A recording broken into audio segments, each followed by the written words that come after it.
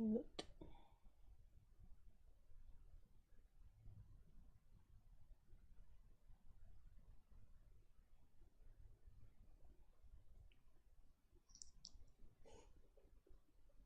Hey, Lena.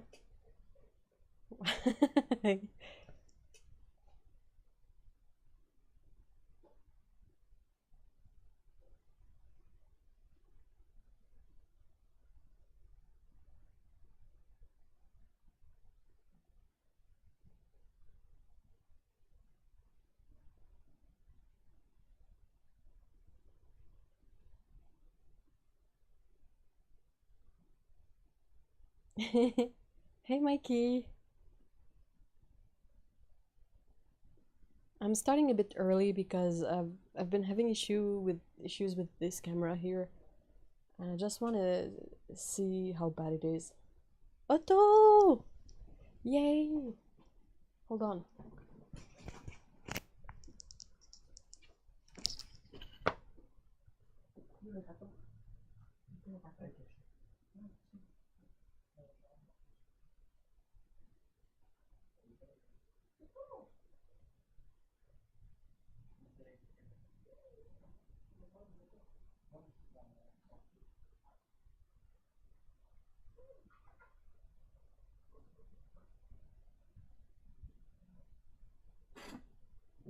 Hold on. So, I don't know if you guys saw any kind of flicker in, there's just been one flicker. Super annoying, and I've tried, like, okay, would work better with the mic, actually. But yeah, the camera does this weird sort of flickering thing, and I've tried a bunch of supposed ways of fixing it, and nothing has worked. So I am not quite sure what to do. I thought it was fine, but apparently it still flickers because...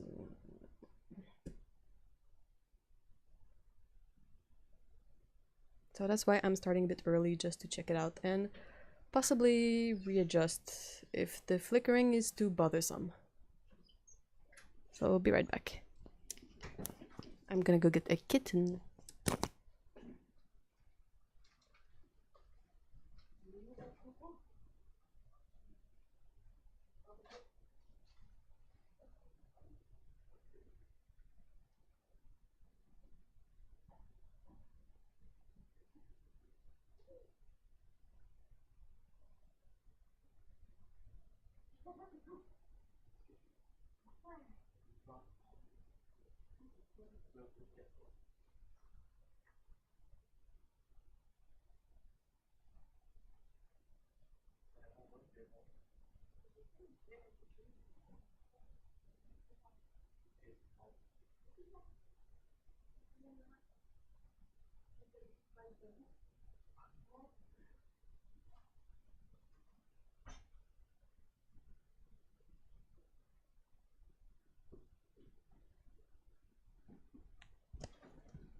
Hey. So this is not the kitty I wanted, but the kitty I wanted to bring over here is currently scared of something. So instead we have a... No, don't eat the brushes, baby.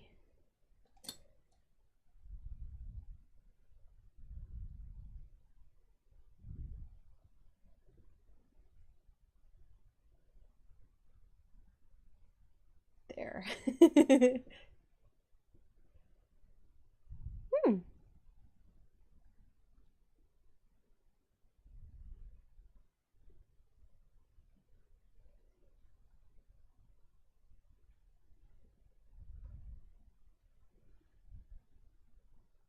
I guess that a kitty is better than no kitty at all. Even if it's Scout, the kitty.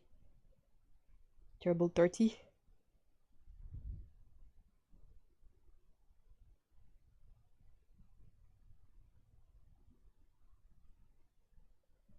So what do you guys think? Should I try to set it differently so it doesn't glitch like that? I swear I hate this weird glitch. The only way it doesn't glitch is if I set it at like the lowest settings, and I'm like, I bought this camera so I could film in you know, higher quality, and I can't because it glitches. I've tried updating OBS, I've tried updating like my video card. I've looked at many like troubleshooting guides, and nothing has worked.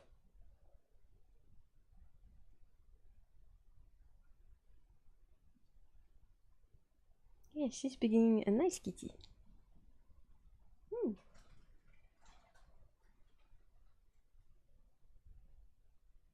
She's so super soft. Her fur is really, really lovely. I don't know if I don't think you can see the sheen, but it has like a super nice sheen and it's super clean and soft.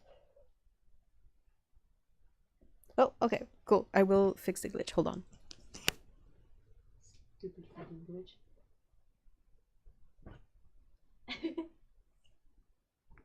Where's my darn mouse? Qu'est-ce que tu fais?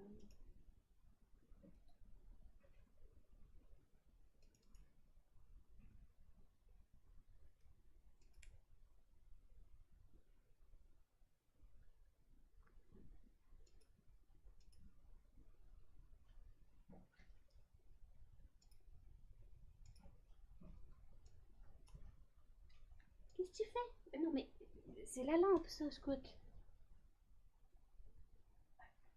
Grosse tweet. You're showing your butt. There we go, cat butt.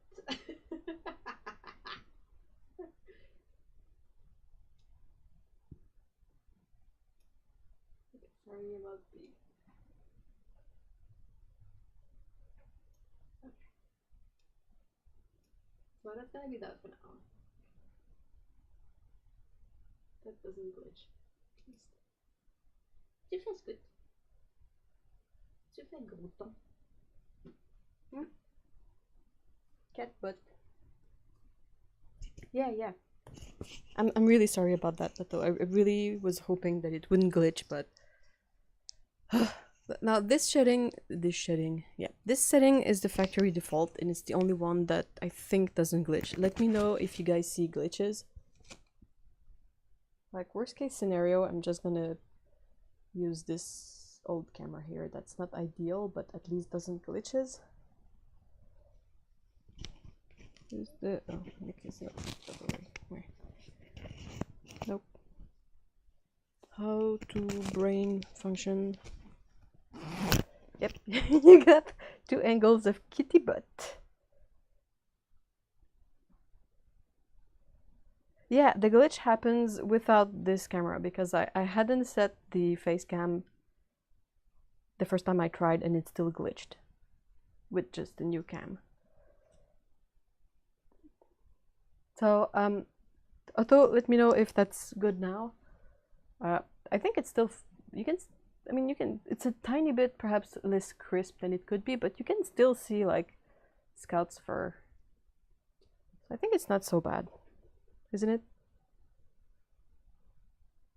Oh, the glitches are gone. If you want to see the glitch, you'd have to watch the video at the beginning again.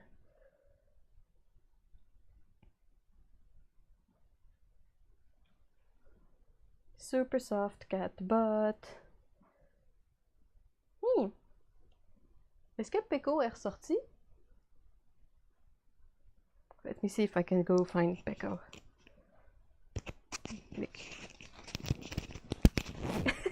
Kitty butt cam. Yep. Okay.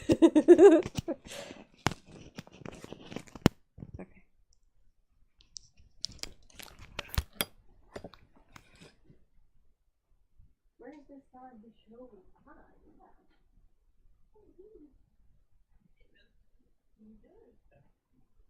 Moi, c'est Kitty cat butt cam. Ça filme le derrière de Scout. Look what I found.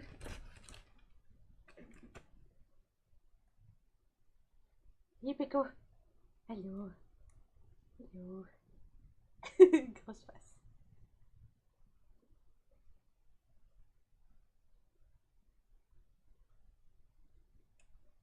Où est-ce que tu vas? Pas dans les pinceaux.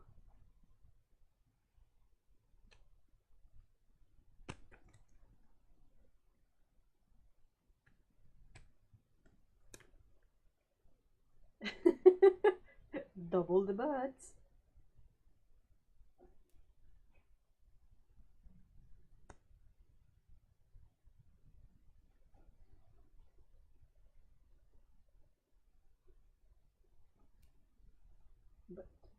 But this is a double butt.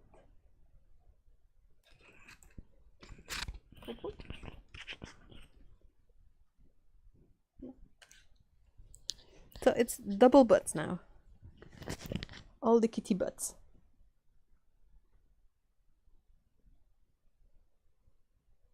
Oh, fini? Petit bas bébé. Au revoir Scott.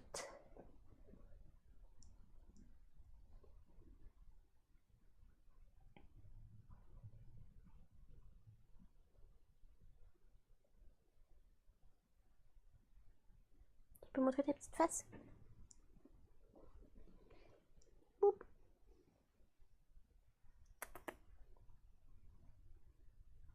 Boop, boop. Non. Tu baisses à Pico. Ah.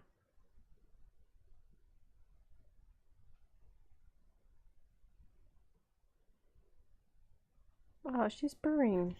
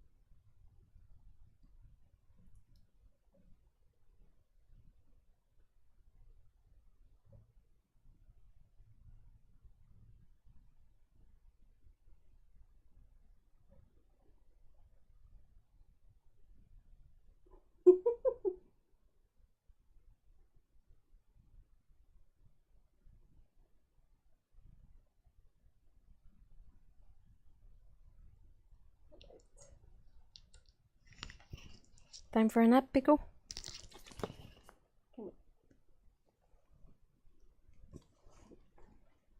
Say bye. Bye bye.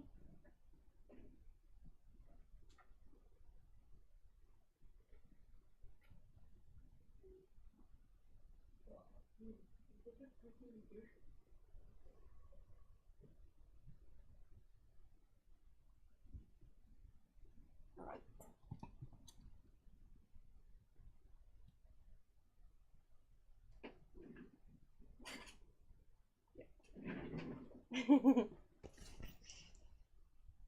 All right, so hi everyone. Started this up with a bit of cat ASMR, I guess.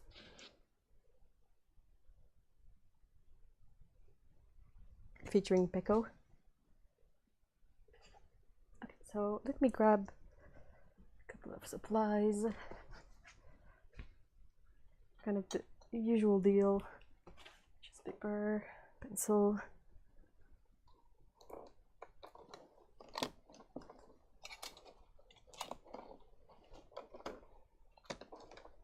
Ink. And binder. All right.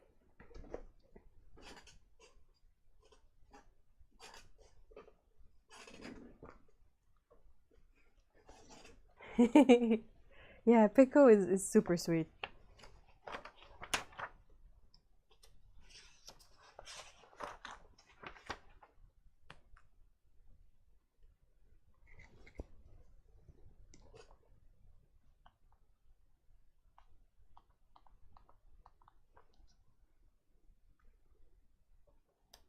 Alright, so I will try to set this up. Mochitsuki is the way of making Japanese mochi. You know, the sweet rice, I want to say confection, but it's not exactly a confection like we are used to seeing it in North America. but it's, you know, the super soft rice sticky paste, if I can say that. And yeah, the way they make this is really, really interesting. So you kind of have this, it's like a receptacle or a small basin I've seen. I looked it up on YouTube before sketching this.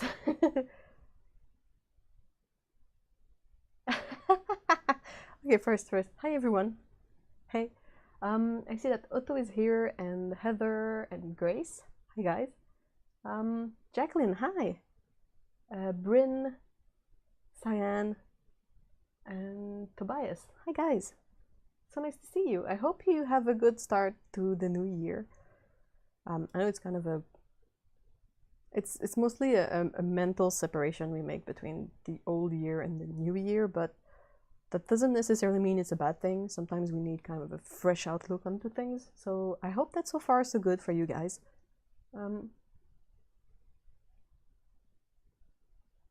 Yeah, I'm just looking forward to some kind of routine element to come back, because it's always a bit of a mess during the holidays with days off and events and all of that. But yeah, should be fine tomorrow.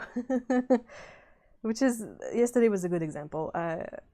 There's a friend of us that was in city for like a day. And we hardly ever see her, so that's why I had to move the live stream, because I really, as much as I love hanging out with you guys, because you're all also my friends, I see you guys much more often than I see that person. So we got to meet, and it was pretty great. So I'm really happy with that. Okay, so back to the Mochitsky. I don't know how you guys all watercolor with the cat hair. If I even get the tiniest bit of fuzz on my brush, I am all like, rah! I don't know what that emoji is. But yeah, you just get used to it. I've always had cats, so I think at some point cat fur is just part of the deal for me.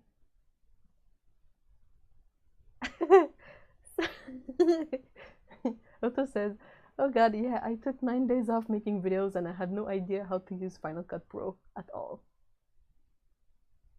I totally get it. I'm like, what videos, how? Okay, so yeah, so basically the rice is cooked after being soaked. I should have looked better at the poses that the guys who pound the rice take. I did not. Bam.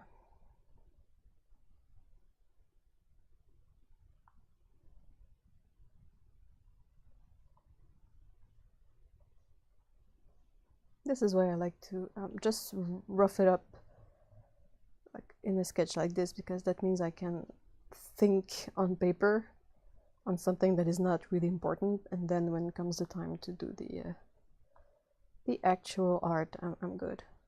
I'm gonna, yeah.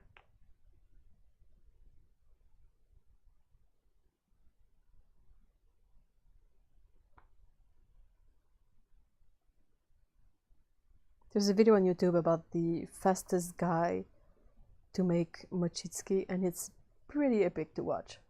Like, you really gotta trust your co-worker and have the experience, because he says that he aims for 3 pounds of the hammer in a second, and in between the pounds of the hammer, the guy manually like mixes up the dough. So that means that his hand are where the hammer will strike in literally a split second. So they really have to know their rhythm and trust each other, because holy moly. Hey, Stephen, hi. Hi, Lab Accident. I don't think we've seen you here before, so welcome.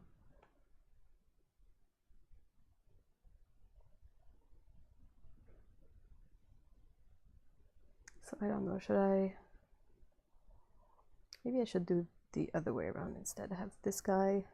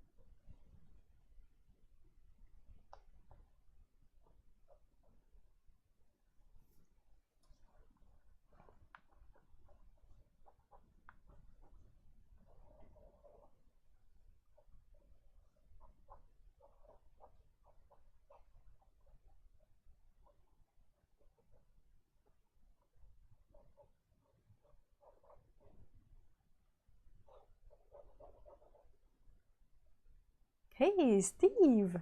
Hi! Wow.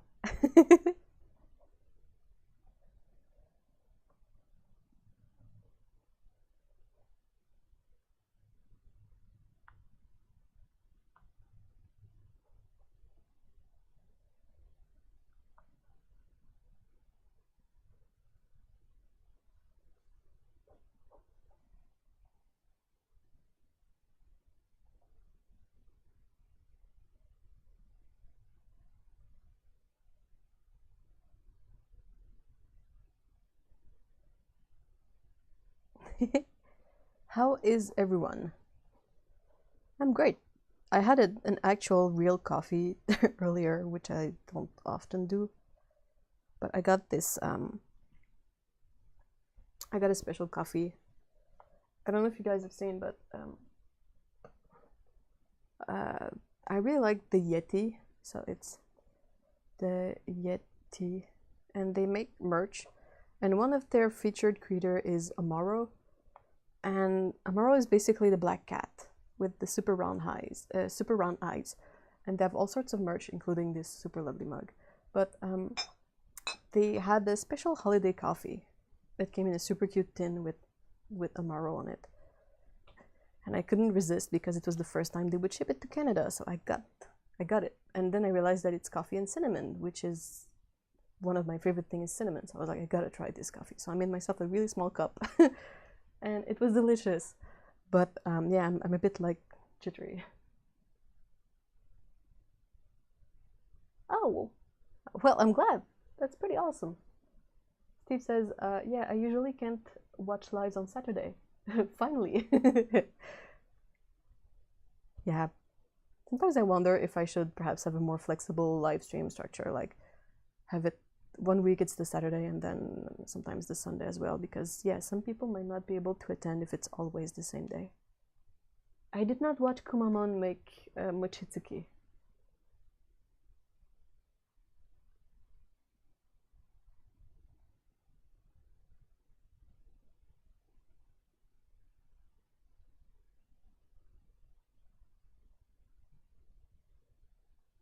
Hey Ian.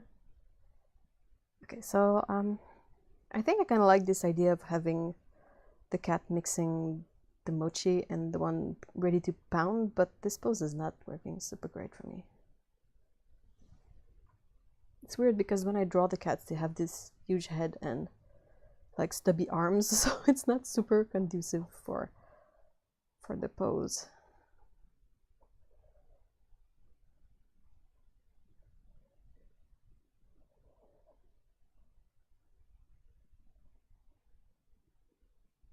Gotta look at what he's doing because like timing is super important for this.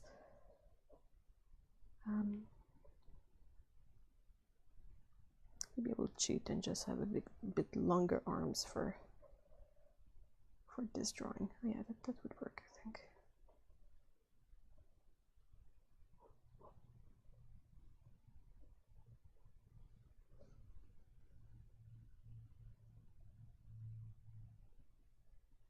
Hey, Virginia. Hi.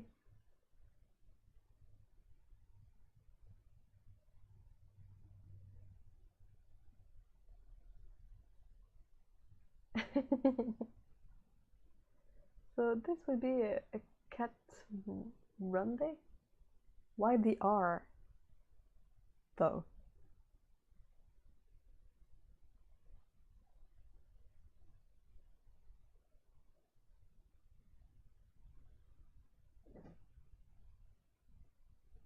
Yeah, I don't really do coffee often. I mostly do tea, and I never buy caffeinated coffee. I mostly buy decaf. But this one only came in like regular coffee. So every once in a while I will. I don't get jittery as much as it gives me stomachache. Okay, so let's have these two, and then I think I will maybe have a table set up and have some more cats, like making the mochi, adding the bean paste in them, and just rounding out the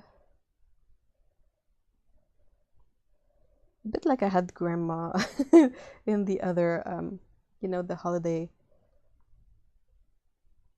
have like mochis around, have a couple of people making them, because it feels like it's this thing that you do like as a tradition with friends or family members, perhaps. Like, it doesn't feel like a chore or a job. It feels like a nice traditional thing. Yeah, I understand, but why is it not just Caturday? Caturday.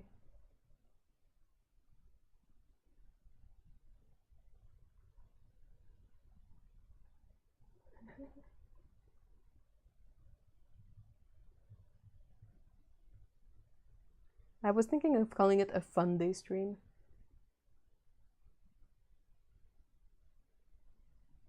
Hey Dawn, hi.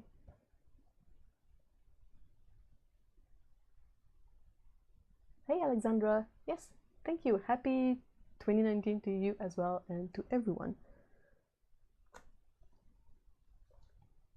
Okay, so let's have a third bench here and a kitten on it, because kittens are great, and this kitten will be eating the mochi.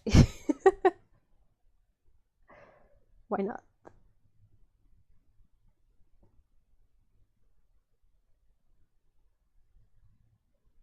And kittens, I love to do this spiky tails. Okay.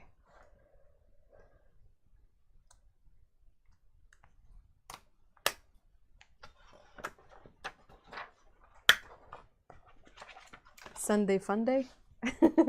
A fun day stream?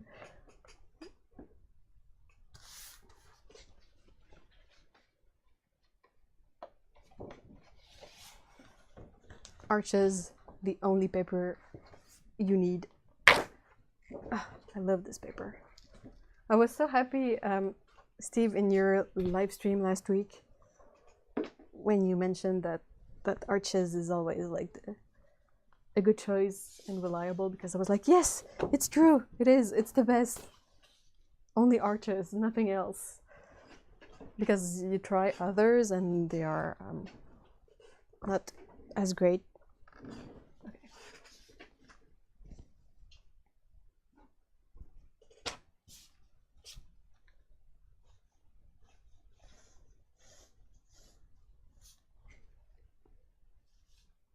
Perhaps I will set this up a bit higher. Oh.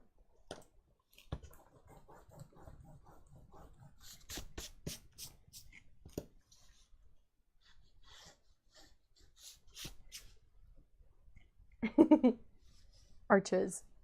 Arches or go home. That should be a t-shirt. Still king of the hill, I agree. It took me so long to just accept the fact that I really couldn't make anything happen with cellulose paper, and I had to embrace expensive paper and just do it.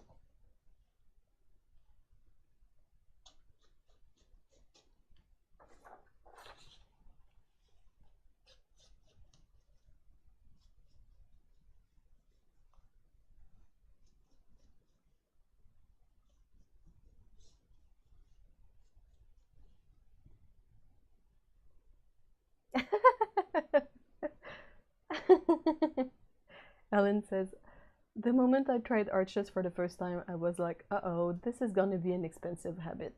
Yep, I agree.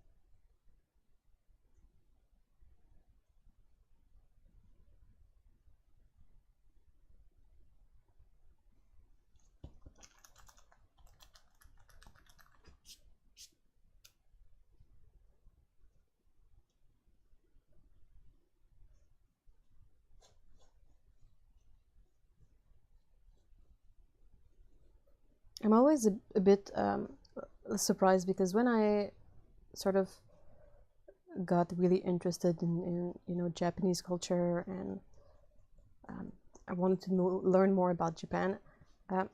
At some point, I realized that all their traditional sweets are like really good for you in a way.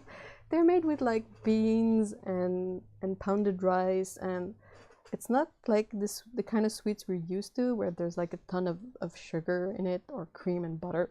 Not saying that that's not good, just saying that it's super different. And I was a bit like, oh,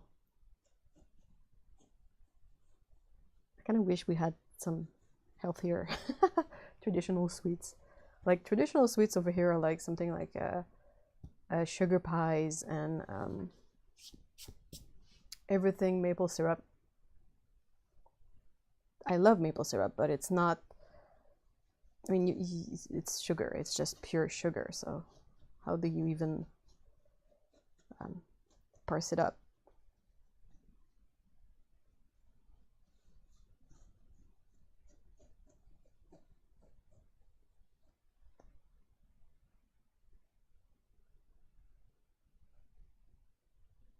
Oh no! Why are you guys too scared to use your arches block? You have an arches block, but in the sense that you are blocked from using it. Ha ha ha.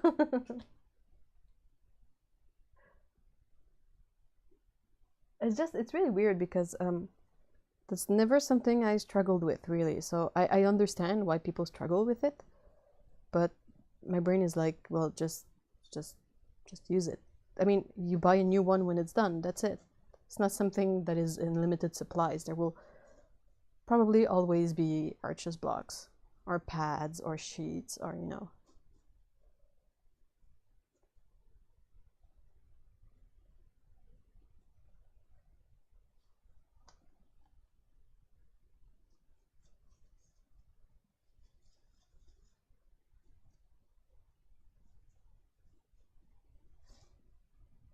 Is this working?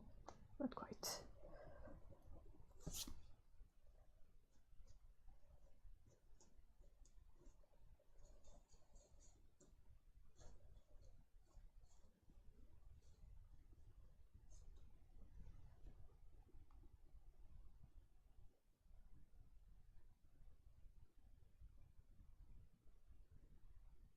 Yeah, it's a bummer though. Poor Otto. Otto is Japanese, as you probably know, and she recently found out that she's allergic to rice. So that's super sad.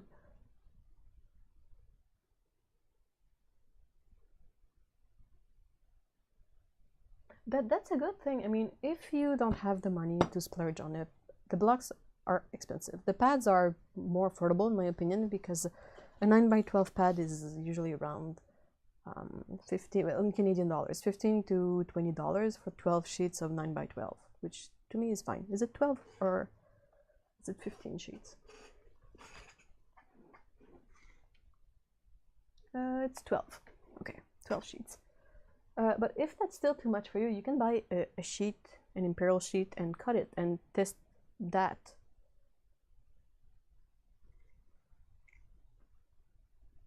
I was started as a beginner on arches. Best thing my teacher ever did. Never seen priesthood. Yeah, I agree. I agree with Steve. in that regard. If you start on something that is seen as like the basic thing you need to paint, you sort of stop seeing it as an extra expense, and it's less tempting to buy the cheaper stuff.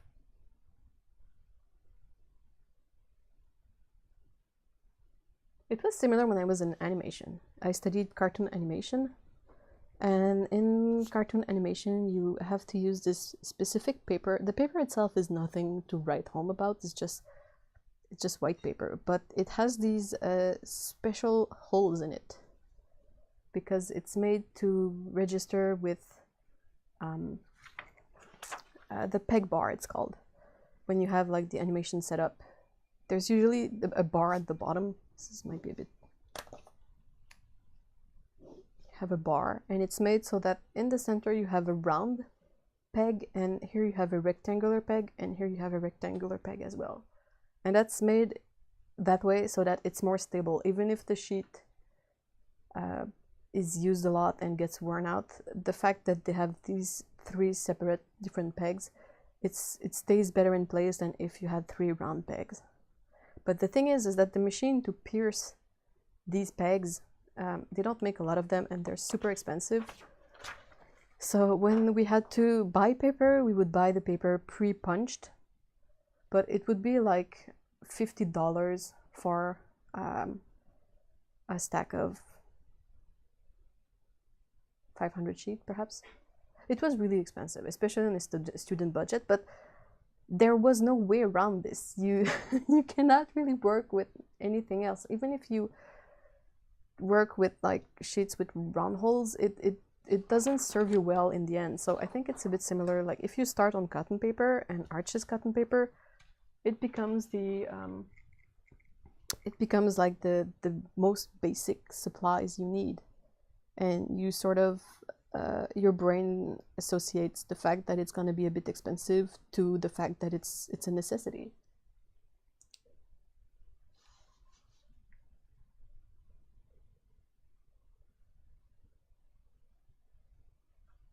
Yep, Bryn says, I started on cheap paper, I ended up having to relearn how to paint. It was the worst mistake. That's my mindset on this as well.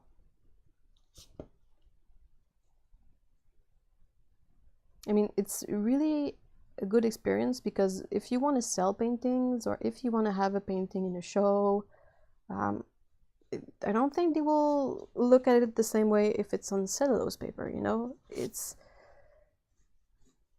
mean, for me, cellulose paper is possibly what I would use to paint swatches or to test out stuff. Even for my sketches, I've switched to the B paper, which is really affordable, but it's cheap, but it's cotton.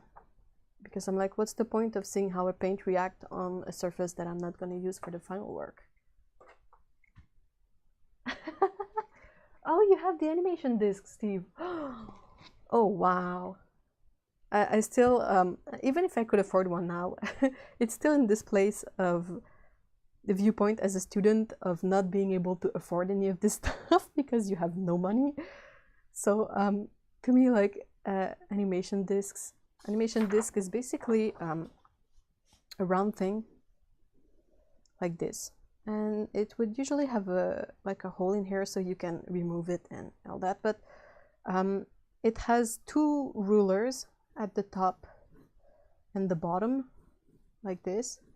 The rulers have the pegs on them, you know, the pegs I mentioned, and here in the middle you have a plexiglass, and it's set so that you insert this in your desk and it has a light in the table, and you can switch up the light and have transparency. And these rulers, you can slide them about a bit, so it's really, really made for animation, like to be able to have the proper registration of characters and all of that. And you would use this with fields, like it's a TV way of measuring the size of a thing. Anyway, it's a camera way of measuring the size of things. So basically this disc is kind of really expensive because it's a really niche element, and then you still have to either make it yourself or have a desk that you can take your disc and pop it in the hole in the table, and it rotates. So if you want to, like, you can rotate this, so you can really make the lines in any angle you want. And the fact that it's transparent, it was also super useful to clean up artwork, because if you sketch on animation paper, you can put a clean sheet of animation paper on top, and nothing is gonna budge. It's gonna stay perfectly in registration, so you can just like clean up artwork using the light that's in the table. So yeah.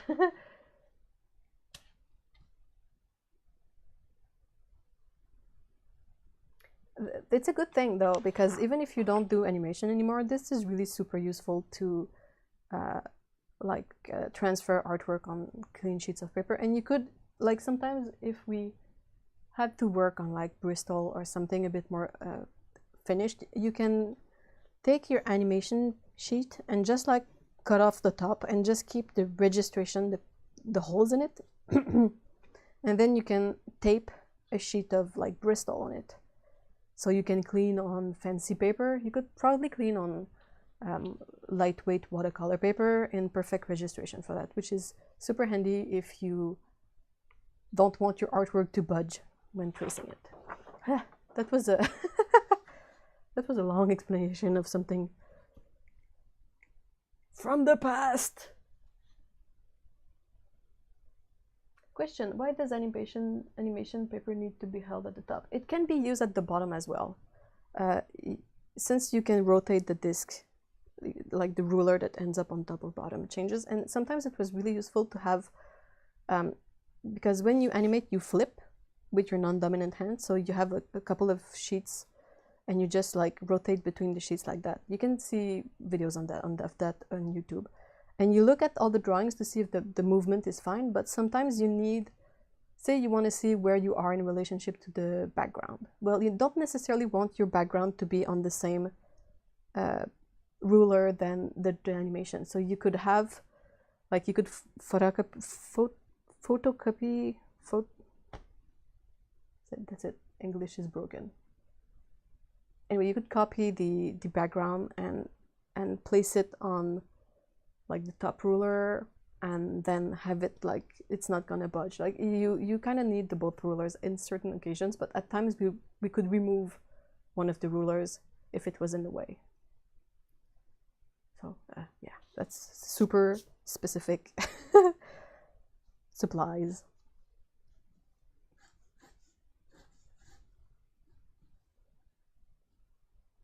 These guys ended up taking a lot of space. Oops.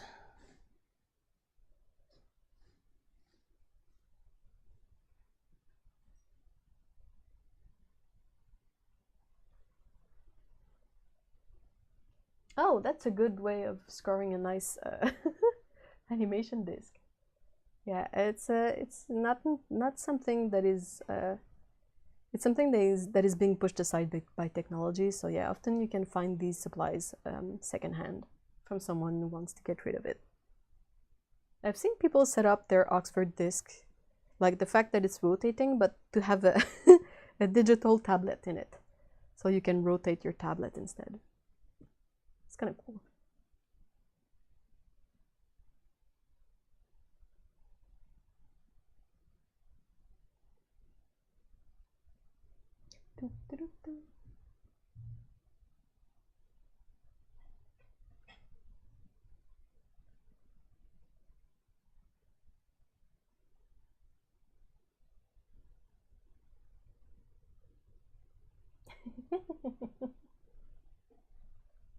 I love that Havoc is being your usual pain in the butt.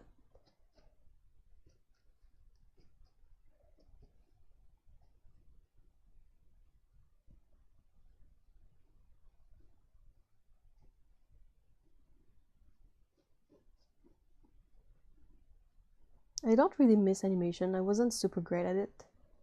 I love watching it and I love knowing how it works, but in terms of actually animating anything, like I wasn't helped with the fact that when you animate traditional on paper, it's sort of a lengthy process to see if it works. And since I wasn't really good at it, it was like not super productive for me to have to scan everything there was a specific setup, but still you had to like take the time to do it all. Digital is a bit easier because you can clearly see right away what works and what doesn't.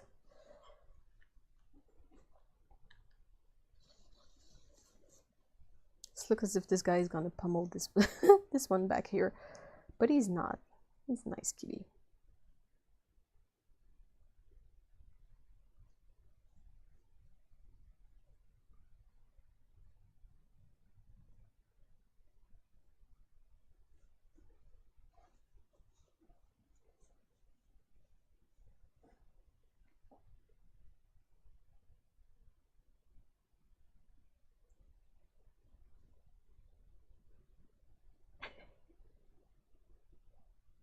Hey, Patricia, hi.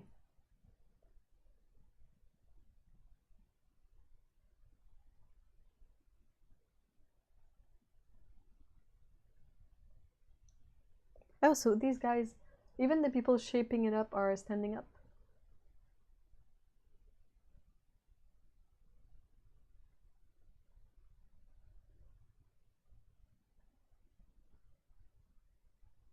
Oh.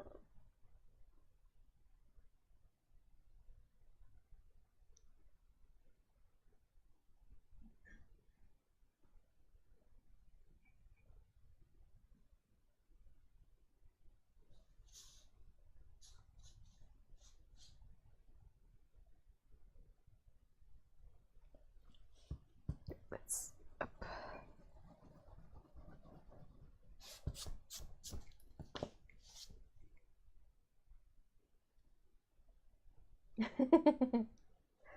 That's a really good point. Steve says, oh, but the question is Arches worthy of your art? Yes, it is.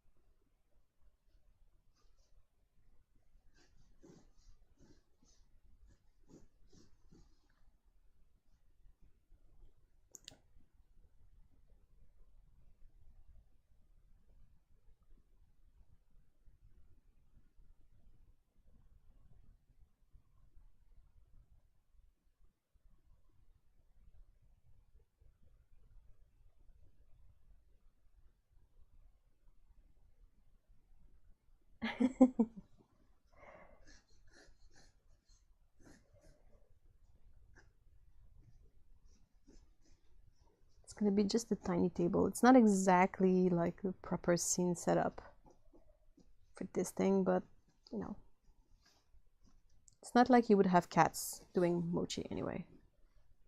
So there's that. I'm still gonna keep one sitting down. It's gonna be the kid, I think. Like the kitten. It's gonna be like sitting on the bucket or something.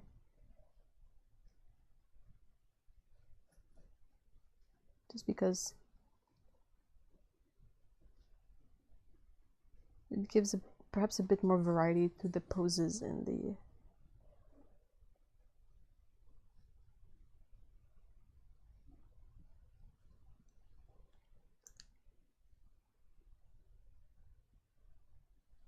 Not framing is awful, but yeah, we're gonna find a way to make it work.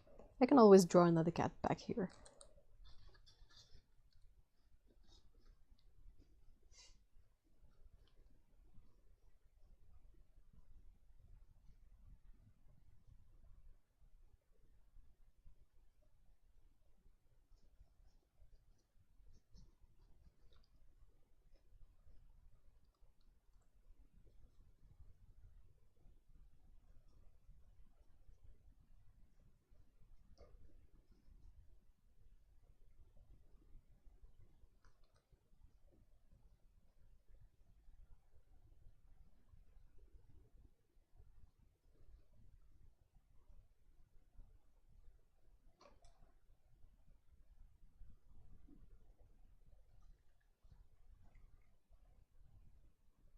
Question, any recommendation for good pencil drawing paper? I wouldn't know. I don't really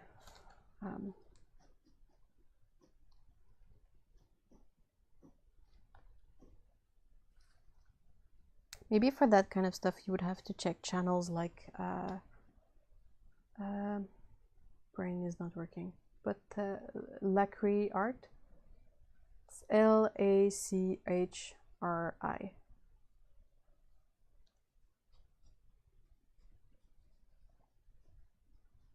She does a lot of color pencil. I don't know for graphite or that kind of stuff though.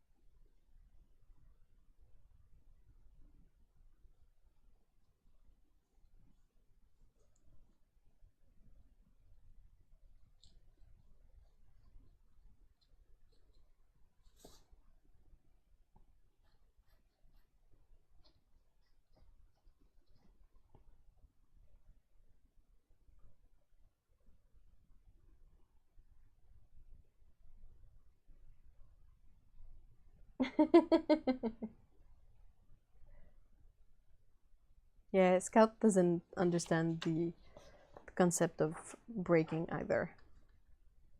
She tries, she never succeeds. She always ends up in walls or, you know.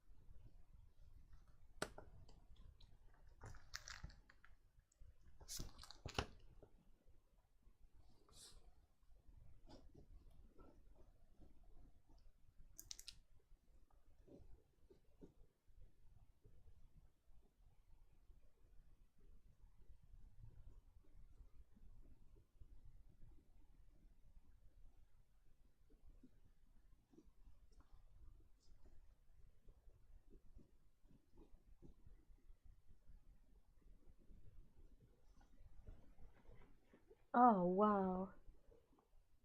Yeah, it's I think it's a beautiful day outside here too, but it's probably kind of cold. Like minus 15 Celsius, maybe. I think the forecast was minus 25 tonight, which is freaking cold.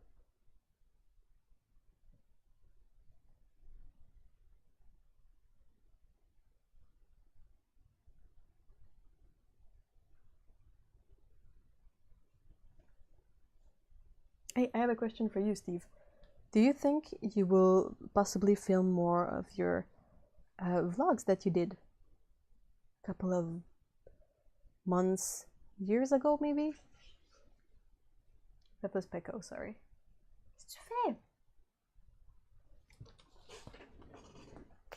No? Bye!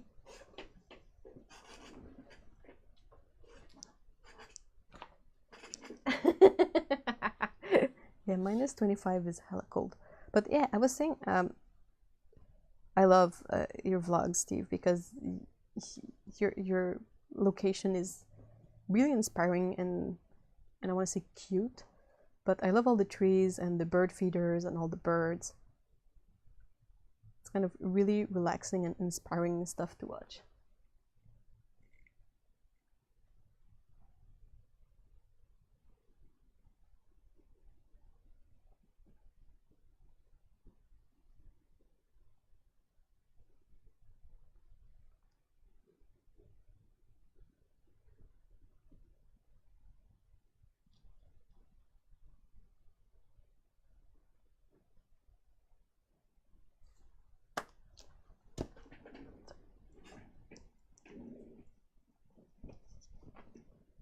keep falling off my chair.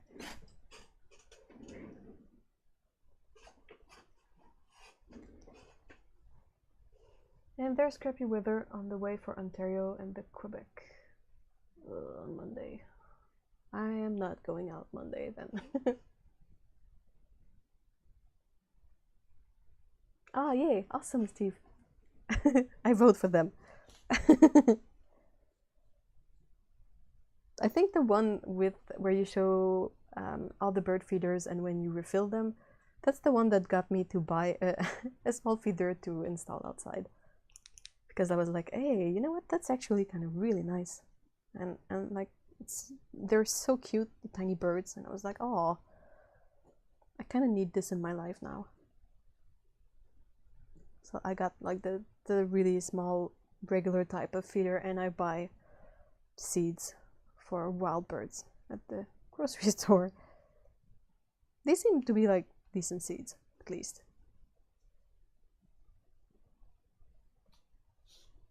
All right, so I have a question. Should I ink this with the platinum brush pen and platinum fountain pen and the brush pen, or should I try to ink it with the nib pen? All the nibs. Hello.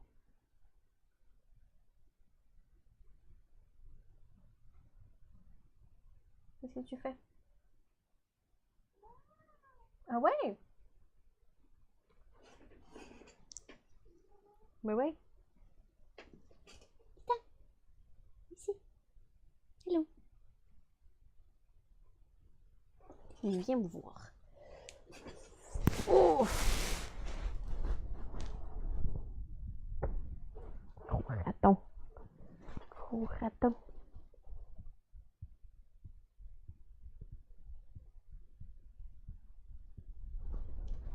Wiggle, wiggle. Non, non, non.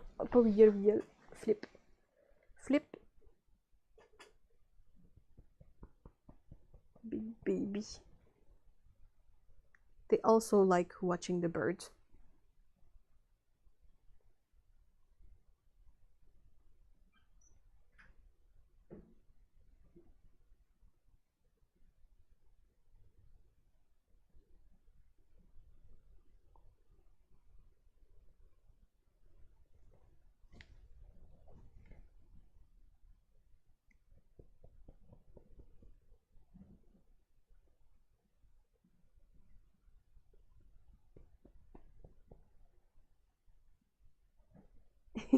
Yeah.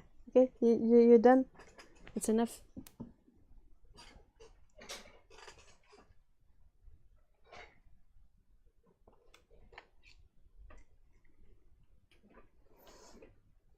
So I see a lot of people sing fountain pen.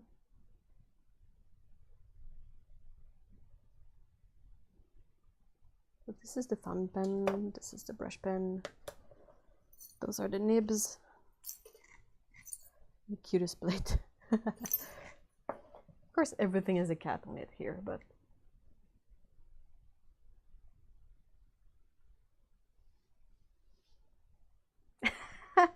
I don't want her to knock any of these to the floor. It would be possibly really messy.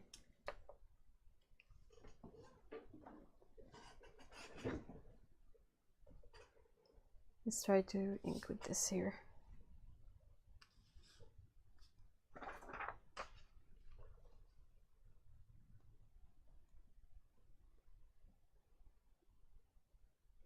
Feels a bit dry.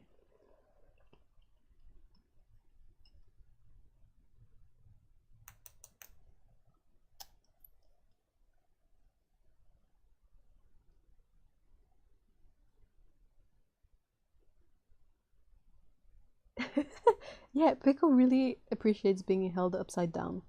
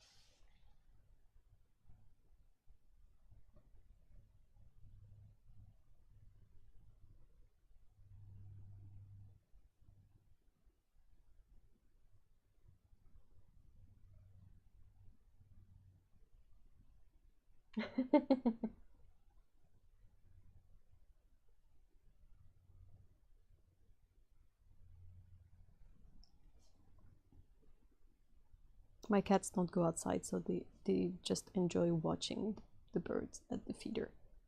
So recently we had like pigeons coming to the feeder, and is it possible that they scare away the smaller birds? They are huge pigeons. Oops.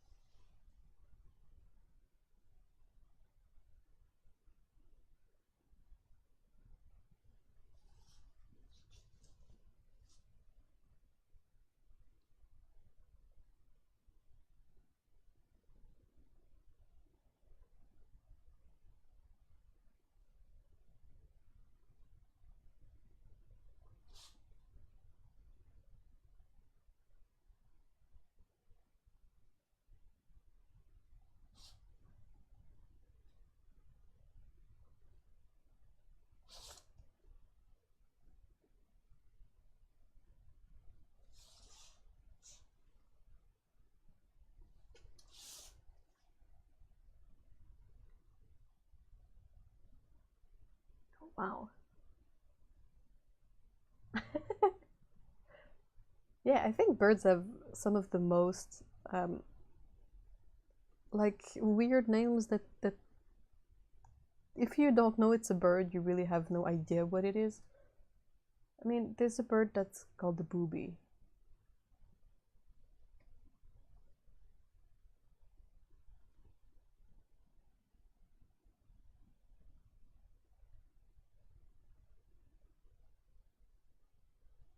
No, my cats don't go outside. They don't. Fortunately, they don't bring any kills. I don't think I would know what to do with a cat kill. Um, but I know there's a semi-feral cat around, and she brings a lot of mice in. I don't know about the birds. I think there are some smaller birds that gets hunted a lot, but yeah, my cats they love looking at them through the window, but especially the pigeons. The pigeons are really fascinating for them, and I don't know why.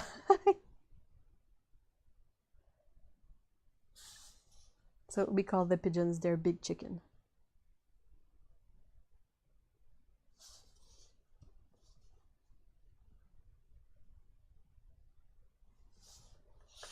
So if you struggle making a straight line, using arches would take care of that problem for you, in the sense that even if you can make a straight line, it's not gonna let you all the time.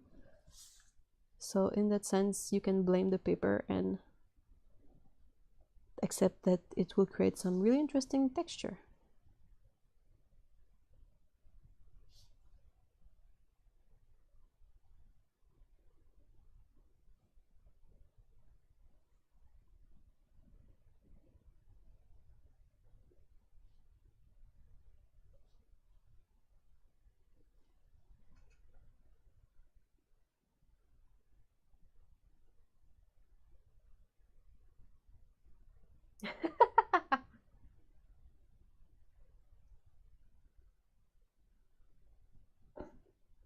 Dodgy bird names. Yeah, that's the proper way of saying it. There's a park nearby that often has geese stopping there for a snack before they continue their flight. But it's really funny because it's like a city park in Montreal. It's not, you know, like a fancy, nice park. It's really urban in a sense that you can tell that the trees are planted with a human purpose behind it, and it's all really like nice and tidy. But then you turn a corner of the the park and bam, a great big flock of geese just chilling. It's always a bit funny. And there were like coyotes as well at the same park. There was a warning like watch out for coyotes, and I was like, what? Okay, sure, nature finds a way.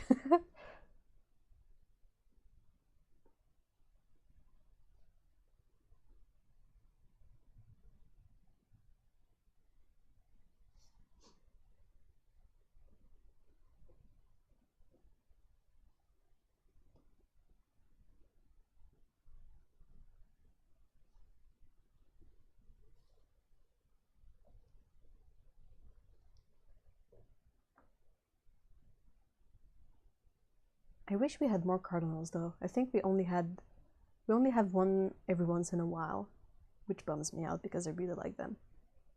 And I think it was perhaps last fall there was one that I named Pip. It was a female cardinal at first, and then she found a mate, so it was her and the male, and it was really cute to see them. She would go and eat, and the male would like keep watch on the surroundings from the floor, from the ground, and yeah.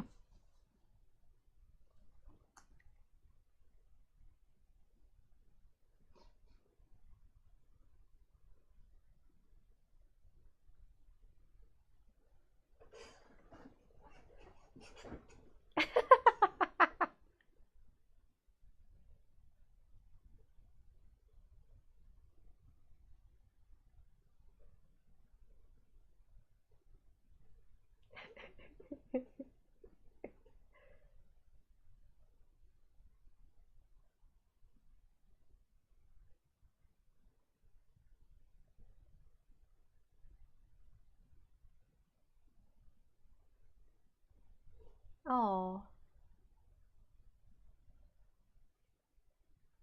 you again? Pico is here. I can put the camera on her if you prefer. She's just over there. That is one restless kitty.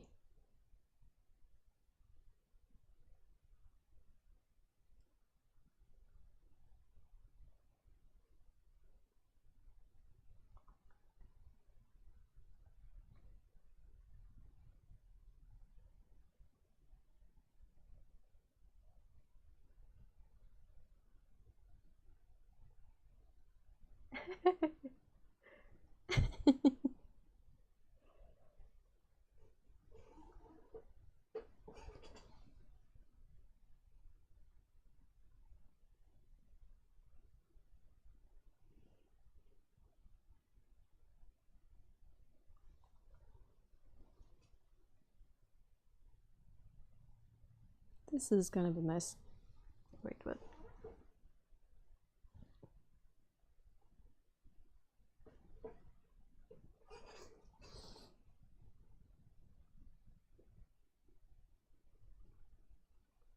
Yeah, I'll just draw a mitten and leave it at that. Make a mental note that I need to perhaps do a bit more research in like using, you know, the pose reference websites, and use the poses there that are made by humans, but see how I can transpose them to like a cat or a different kind of human, perhaps something like that.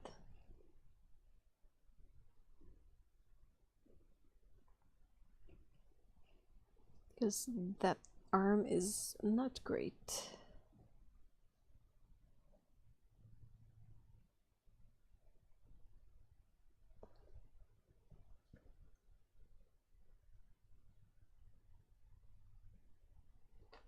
hold on.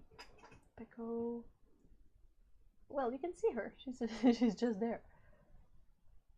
Yeah. Yep. Grace and beauty. Peko.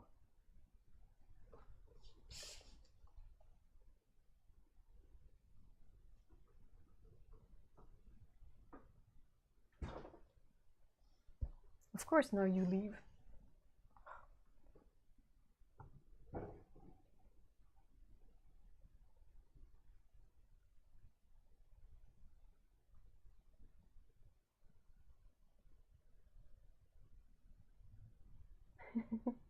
Yeah, I love the platinum carbon pen.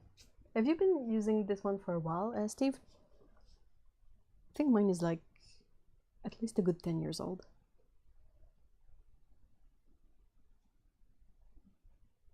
And still completely good and efficient.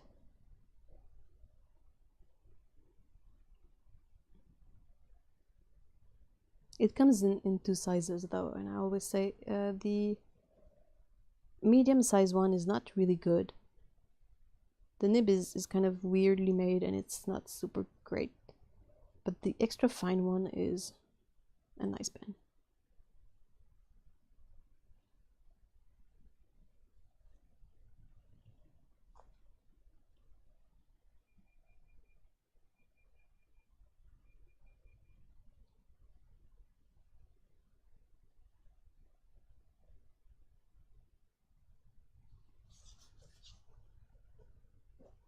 Couple of years. I love it. It's super lightweight, it's easy to carry, and it's waterproof. So if you want to sketch outside and want to ink something, this is the one to bring.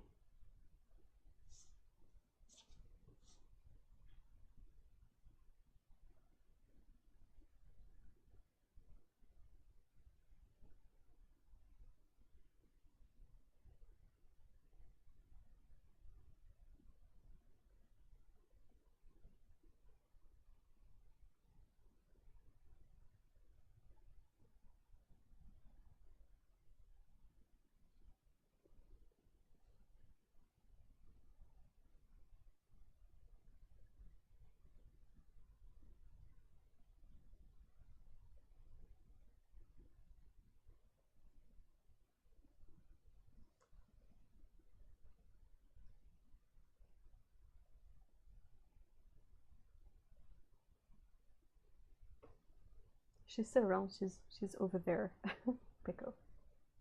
Carbon ink in a Lamy Safari. Does it clog more than in this one? I've tried the carbon ink in a Pilot Kakuno. It's a really comfy pen. The Kakuno is really I could grab one. Oh, I have one right there.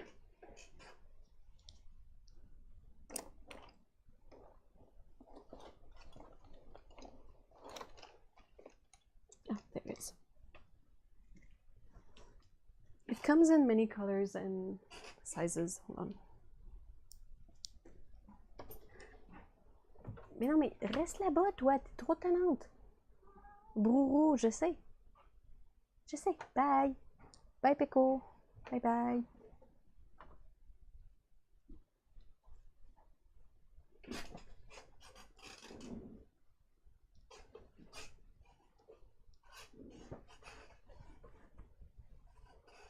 Yeah, so I really like this one. Super easy to clean because you can basically just remove the whole feed and nib. And this one has a converter, and I've put platinum pigment brown, it's sepia brown ink in it, but it's empty now, but that was what I put in it. I love the way this one holds, and it's super lightweight and cheap.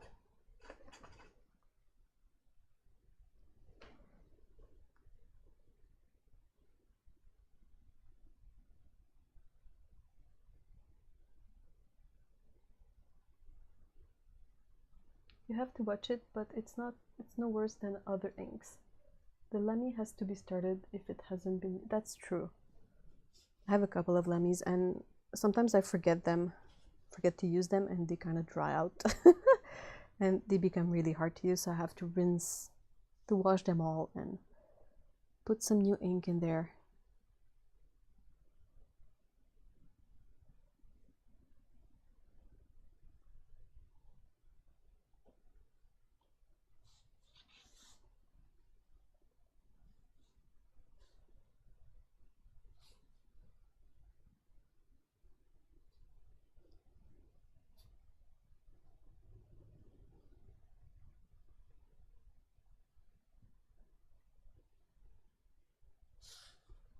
I was eyeing my IKEA catalog the other day, and I was thinking that I will perhaps use a watercolor sketchbook to practice drawing, you know, like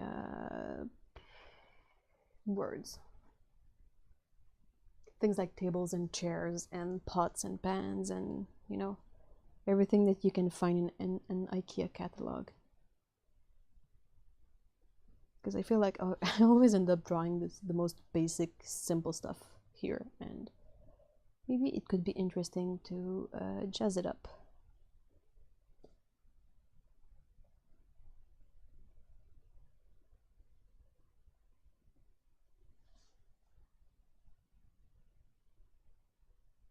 Yeah.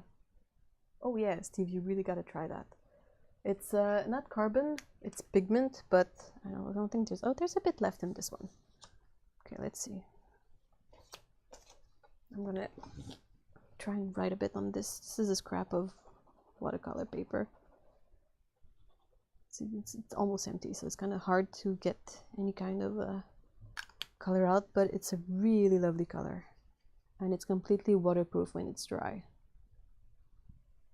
I really love them. I've tried the sepia is super handy. And I love the blue. The blue is like super bright blue, so it's not for everything, but it can be interesting to try. Like I had ordered a sample of it to try it, and it was fun. But the sepia, I have a bottle because I love it. It's great when I was doing more sort of urban sketching, or just like sketching directly in ink in my sketchbooks. To have brown ink was really interesting as a way to approach things differently. Like the colors, they won't exactly look the same on a line and ink drawing that has brown ink.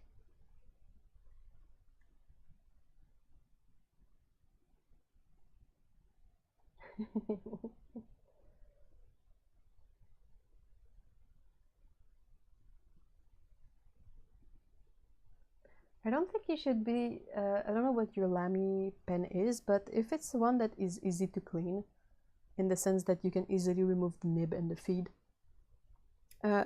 feel free to put the carbon ink in there. Worst case scenario, you're gonna have to wash the whole thing, the whole pen, but it's not, if it's easy to do, it's not a problem.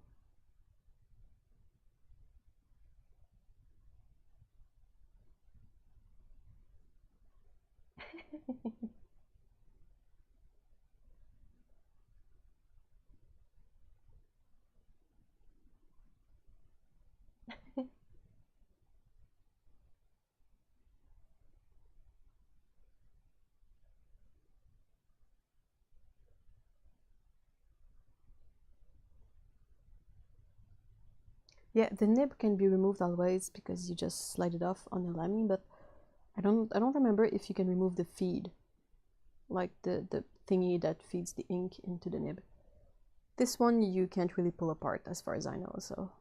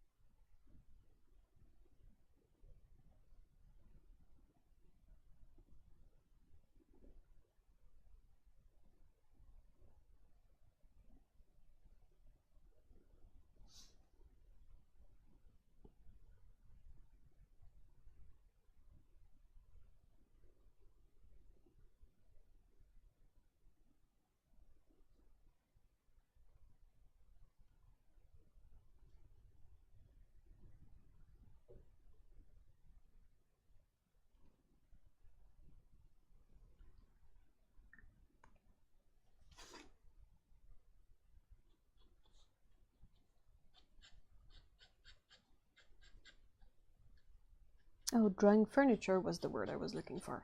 There. Thanks, brain. Just like 10 minutes too late. Great job.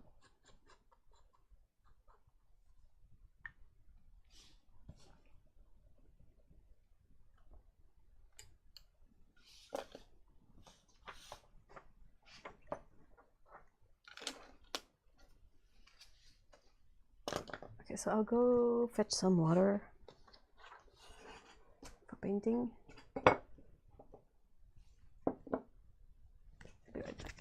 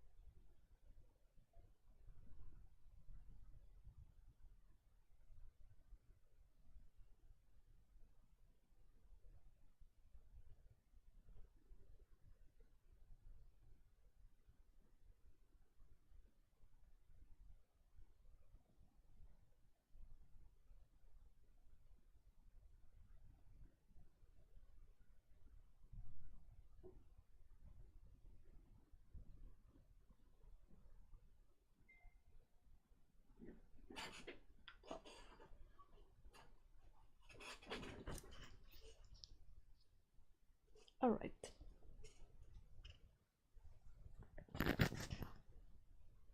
Hey, I see a few newcomers.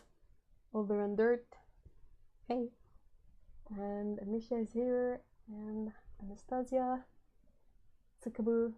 Oh, forgot.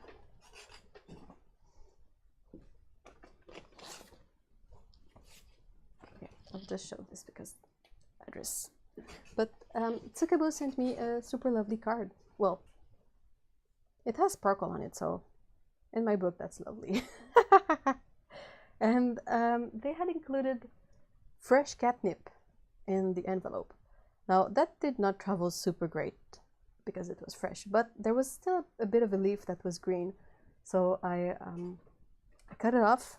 I ran a bit of water on it to remove the like the brown leaf gook on it, and I ripped it into and I had it in my fingers like that, and I made the cats smell it, and they went crazy for the thing. It was unbelievable. Like Scout was like gnawing on my finger and licking them, and she was really manic about this. And Peko was really interested too, but not as manic as Good. So I will have to plant some kind of catnip, fresh catnip, next spring.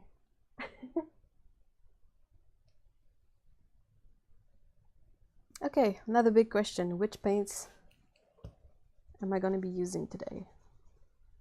So this might be a bit shaky. Here.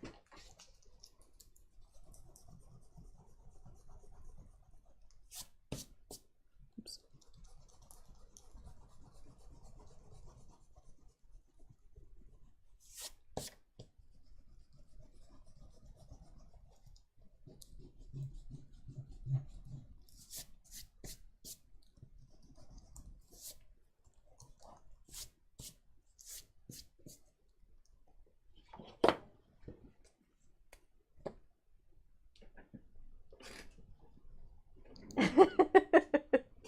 Yes, you created the catnip monster. That's a really good way to put it. I had never seen Scout so hyped on something, you know. Like some cats get really cranked up on catnip, and like the fresh catnip was the bomb. It always ends up in a fight though. Like inevitably they end up fighting one another. And Peko is always the victim. Okay, so still which paints?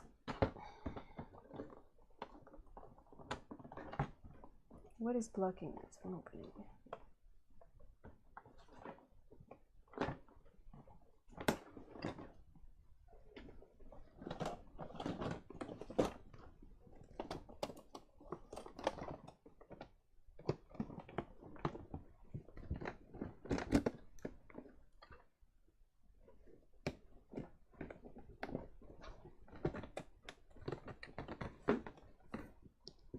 That's it. That's it. Everything is falling down. Stop. Falling. Schminke. Okay. Sure. Let me figure out why this has been annoying.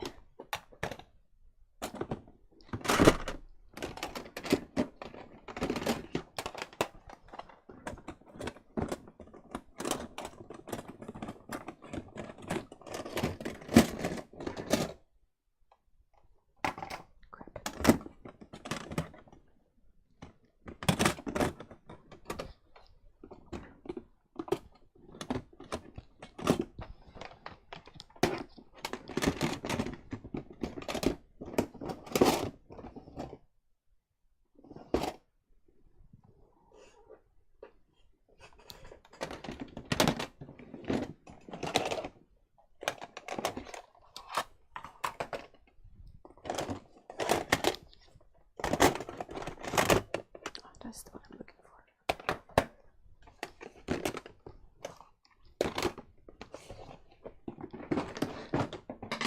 Okay, now this is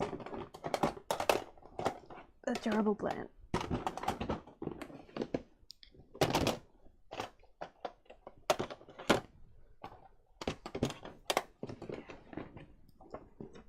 Okay, whew.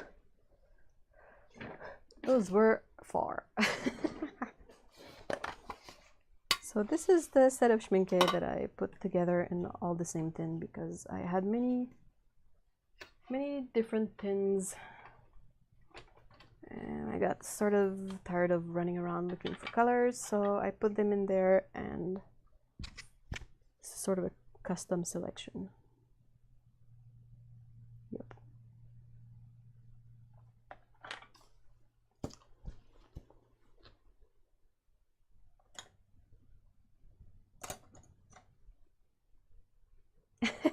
Yeah, I have a lot of paints. That's it. End of story.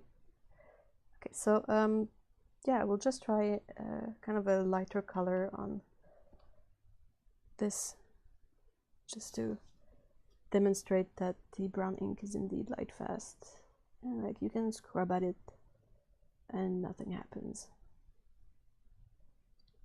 So really nice one.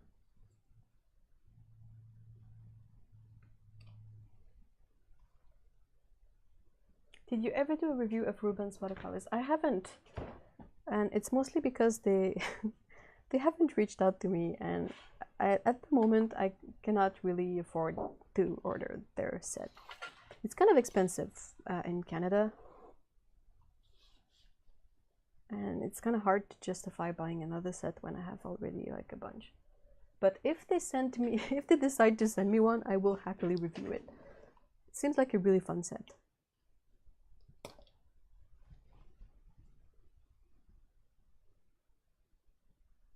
There's no such thing as too many palettes. I tend to agree. They're all different. Like I was trying to explain to Mr. E how my brain works regarding palettes, is that I don't have a main palette. I have a bunch of palettes.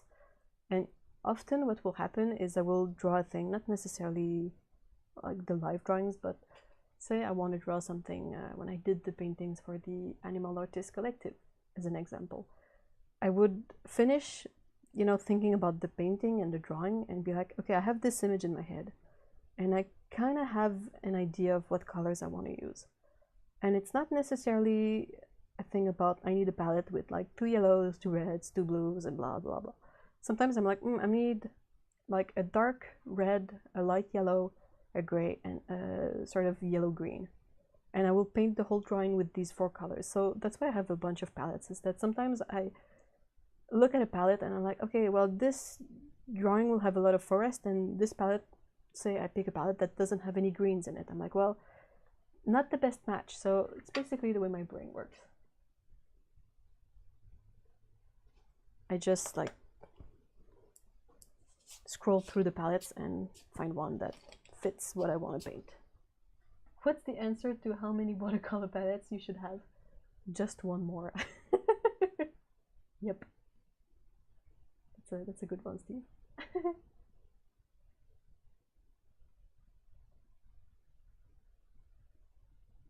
If I had $100 to spend right now and wanted to get something, what should I get?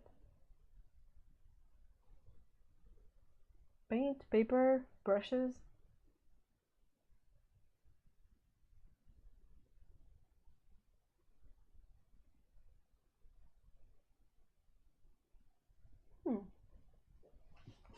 Ellen, I know you're in Canada too. Where did you buy your Rubens set? So I have a lot of cats here, and okay.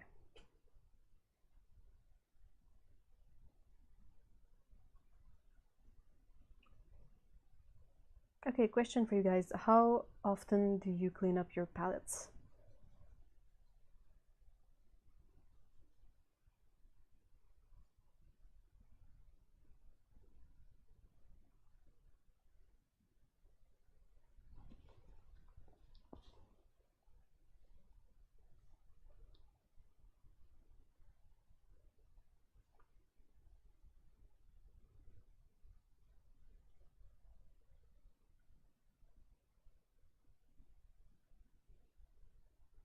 I know that some people will say never. I don't really wash my palettes. Never. Thanks to Kabu. Rarely. Yeah, I don't do it much. Even when I'm like out of space, I will just be like, which area has the less problematic paint to mix into my color I want to make, and I will start there. It's just like meh.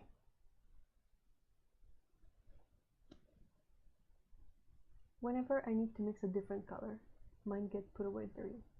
Well, oftentimes we end up having to mix this like regular mixes from a single palette, so sometimes it feels a bit like a waste to wash off a mix. Like, say you mix a lot of burnt sienna and ultramarine blue, why wash that area off? You're always gonna need a space for that.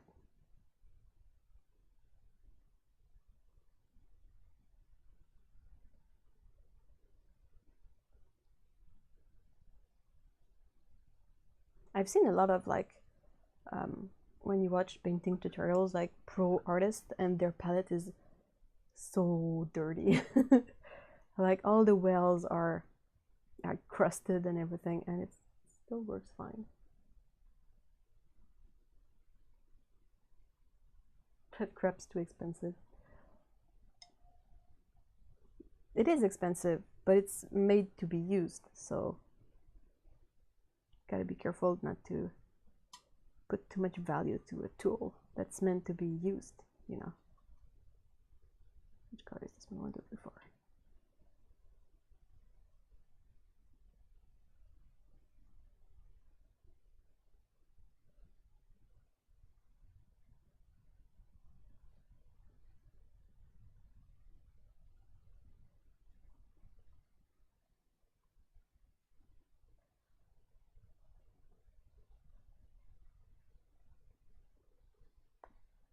Value the palette dirt.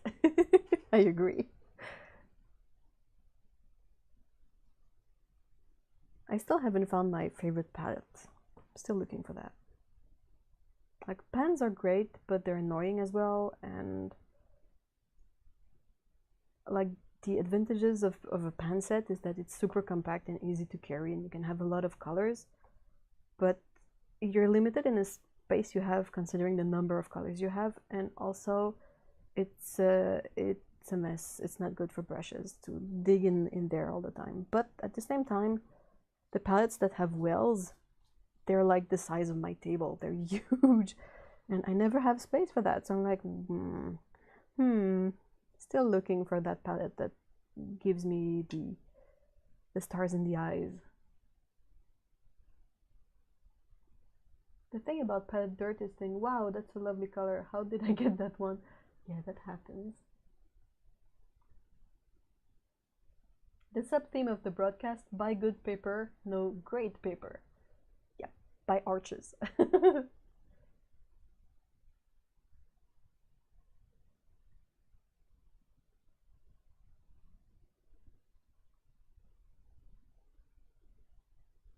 Licking the palette cleans.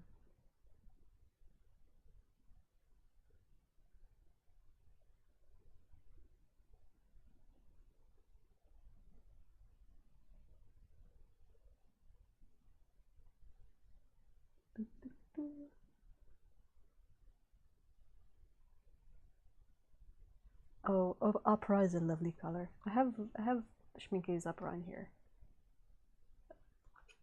No, I'm not on camera.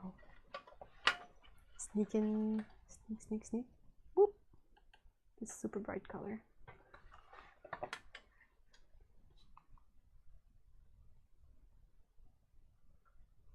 Something I want to try and get better at is applying color in a way that suggests the texture better, since I have a really ink and wash kind of style, and I like to leave a bit of white in the painting because I think it's more dynamic. I need to think better of what I'm painting in terms of surfaces and texture. Like if this is wood, well, I'm sort of trying to maybe suggest that it's wood in the way I put the color down, which is maybe why I feel like I should do furniture studies.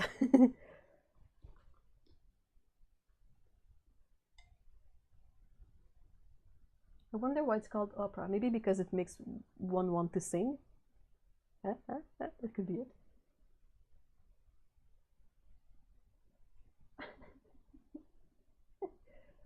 Favorite palette for large scale mixing: Dollarstone white porcelain plate. I had one of those and it annoyed me.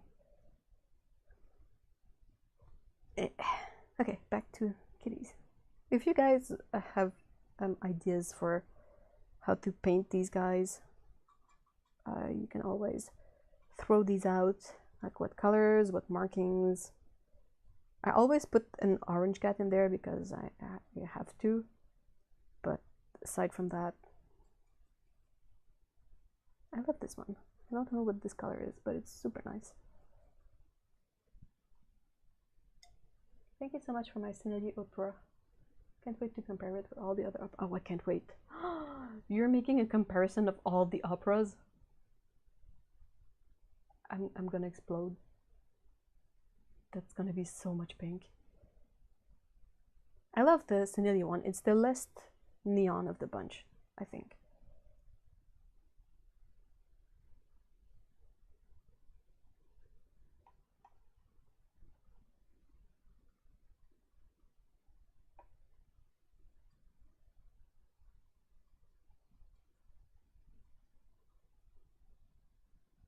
Gray with white nose and feet. Oh, that's so cute.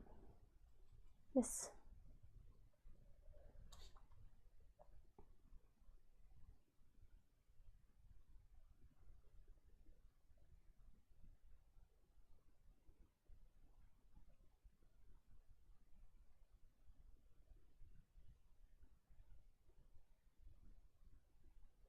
Steve, do you have cats? If you do, they do a stellar job of not showing up on camera.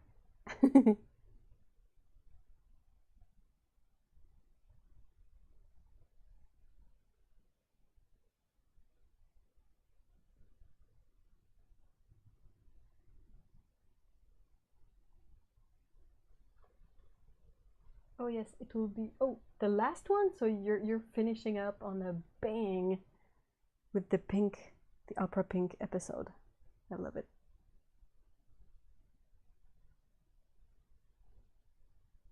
I know a lot of people who I don't my brain allocates a lot of space to remembering who has pets and what kind of pets. But I feel like some people haven't shown us their pets and I'm like, do they have any? kind of mysterious.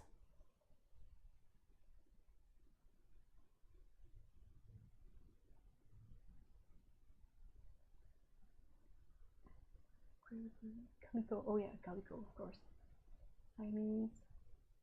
Havoc is basically just to clean your palette kitty, right? Hey, bye Tobias. Thank you so much for stopping by. And I shouldn't have paused while putting down color. I always do that.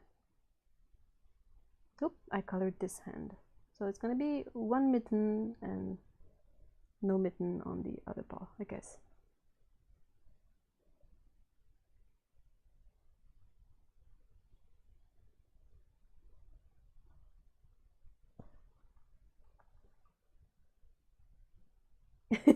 I try. I struggle with remembering people's name, but pets?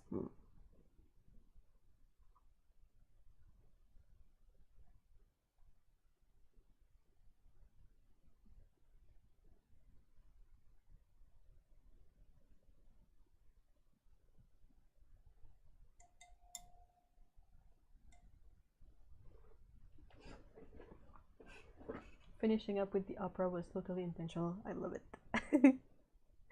I'm so excited!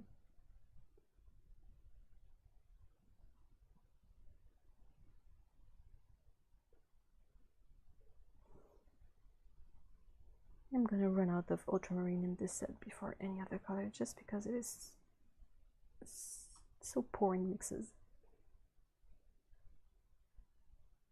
Don't forget the background. I don't know what I'm gonna do. I don't think there will be a background, really. I know that I tend to don't have any background in these, and that could be considered a flaw. But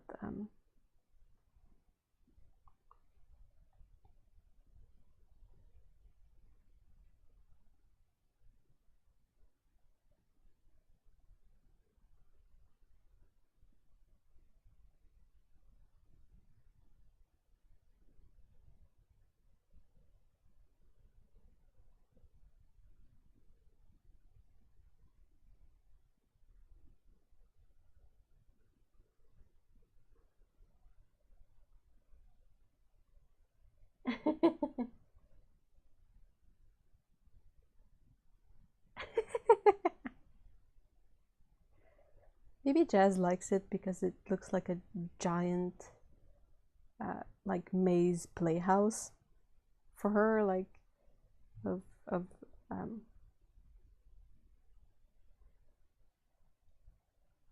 you know, places she could hide or hoard food.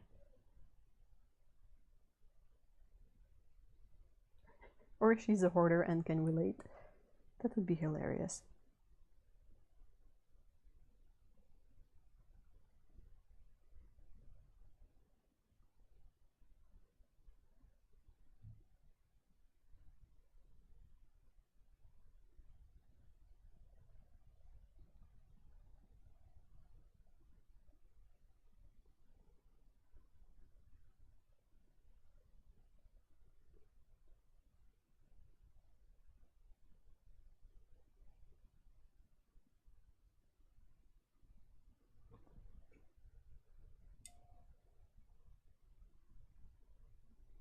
I used to have a cat that loved watching television, but only specific programs. His favorites were tennis. He would like follow up the ball with his eyes, and yeah.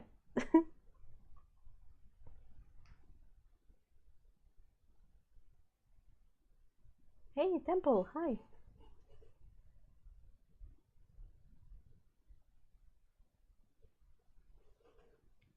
Okay, so a calico.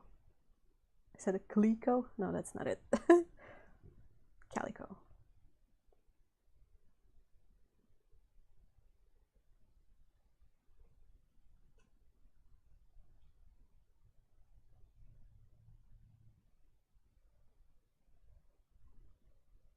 A lot of sort of famous Japanese cats are calicos. I think Tama was one. Tama was the... oh, I don't know the word. train station supervisor. Cat.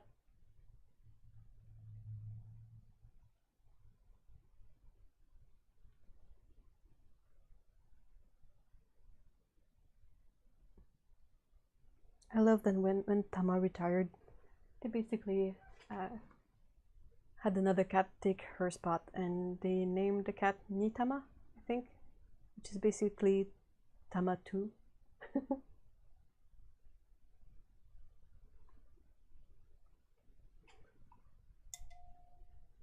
A YouTube hamster party would be really cute.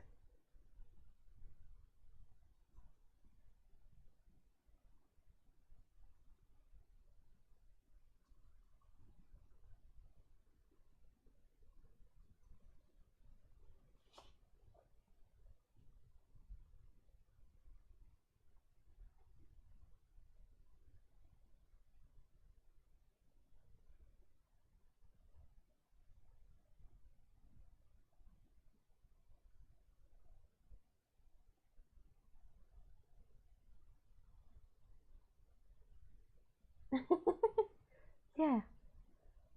I love, like, often the prettiest calico cats I see are Japanese calicos. They end up being like really round and floofy for some reason. Like, all cats are cute and lovely, but these are like sort of recognizable.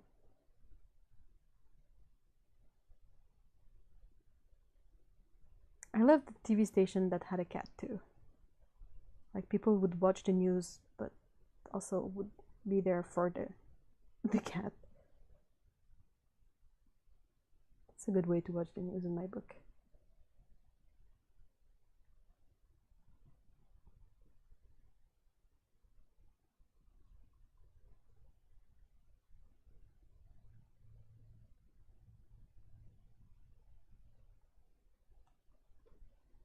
Yes, I think they called the cat Nitama.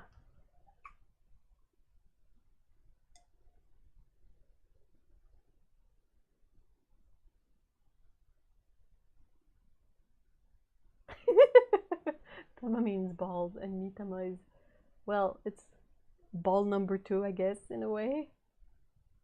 I think.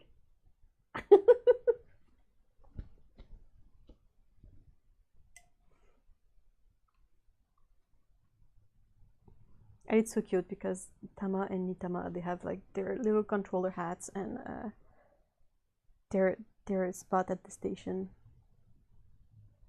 It's the most adorable thing.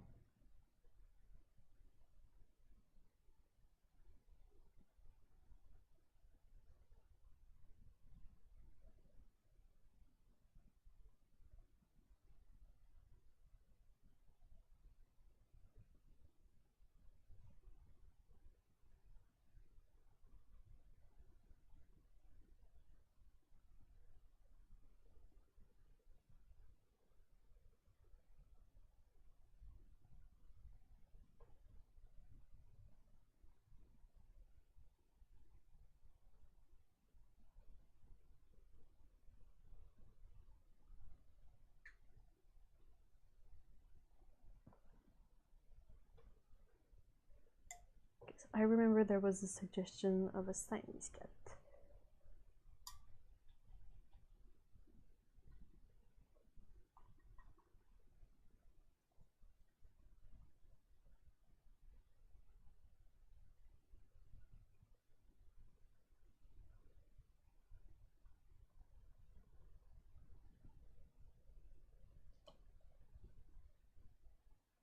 I just checked. They really did call it Nitama.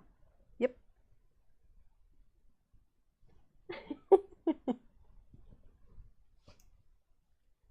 What can one do? It's a cat, so it sort of trumps the fact that its name is ridiculous, but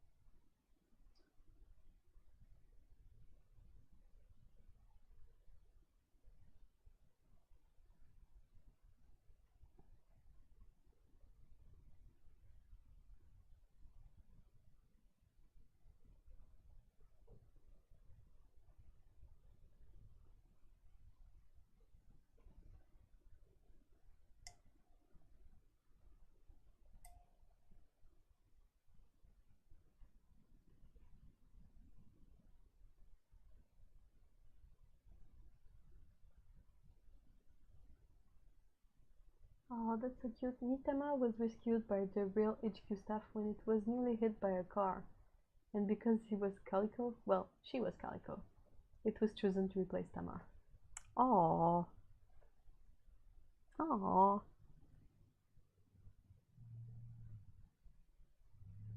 I think is Tama has passed on, right? I think.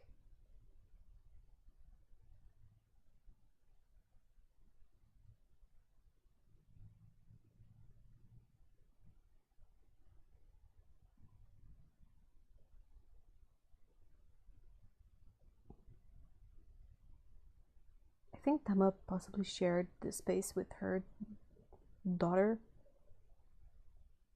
Anyway, it's really cute story, and quite easy to Google. So.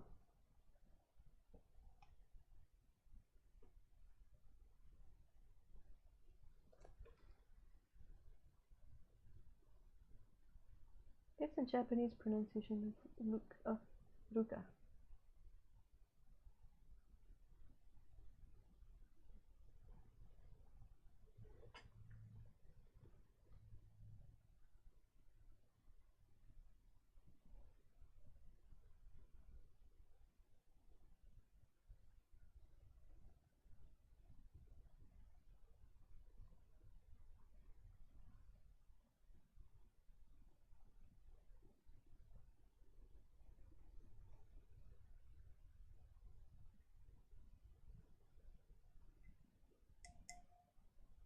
Aww. Well, it happens, but still a bummer.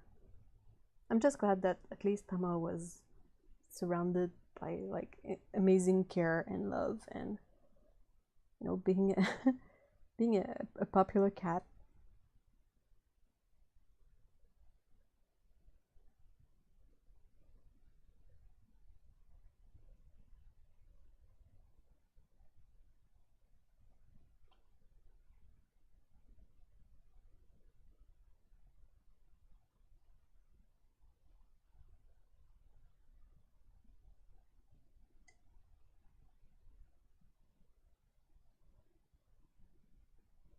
Okay, I have one cat left.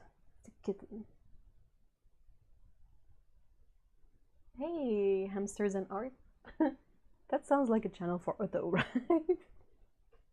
And the big hamster YouTube meetup. That would be really cute, like to have many webcams on hamsters in the same like video. The same frame. Oh, I know. The kitten's gonna be a tortie, of course. Miko was Tama's mom. And Chibi was a throwaway cat that Tama adopted. Oh, that's it. I'm melting. Way too cute. Okay, so Tama was the baby. Because I sort of remembered that it wasn't a single cat, it was a cat and the cat's relative, but I couldn't remember if it was the mom or the baby. I think they were like hanging around the station and they became controllers of the station.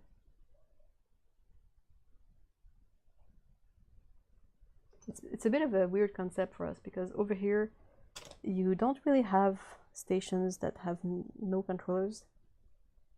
I don't know for the train. I don't think I've taken a lot of Montreal's trains, but the subway, there's always a booth with someone in there, and it's super regulated, and they don't really trust us to just, you know, pay and take the subway. When I went to Switzerland, it was the complete opposite. There would be no one in the stations, just a I don't know the word. The word in English is not coming to mind, but it's a French. It's a guichet. You know, just a machine that you put the money in and you get your tickets.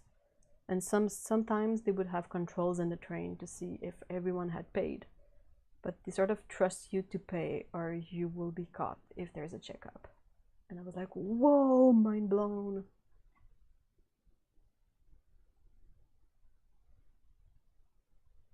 I can edit pajama filters so we can have jammies and jammies. cute idea.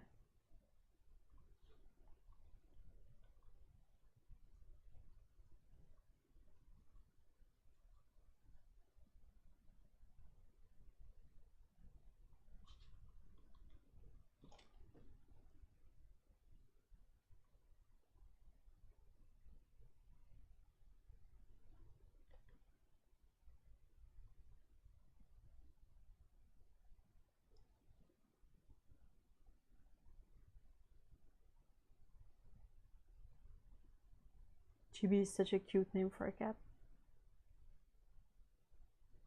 Well, one of my friends has a cat named Chibi, but he has gained weight, so we call him Chubby now.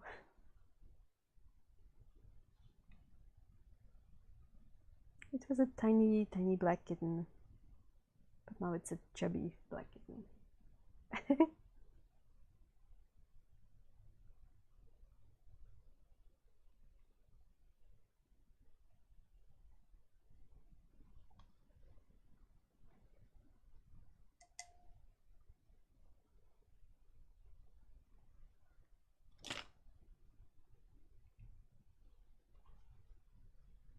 Wow. Okay.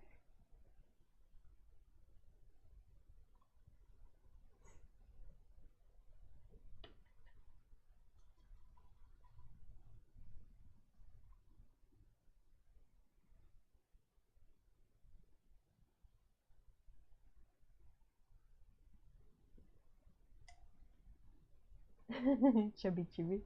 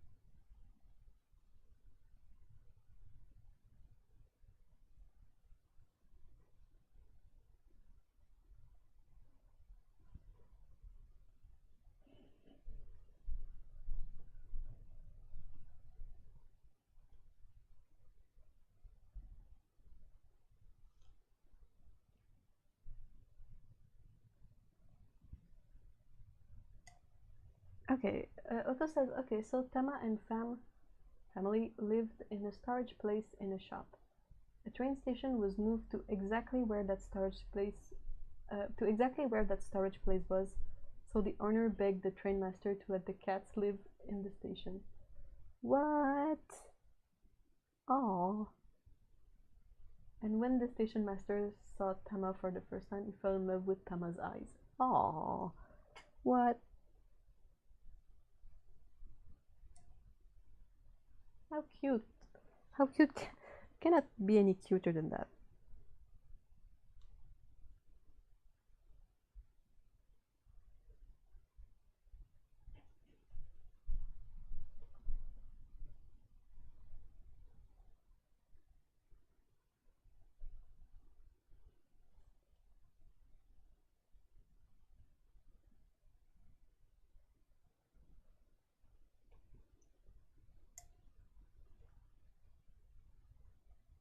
And it also overlapped with the station becoming an unmanned station.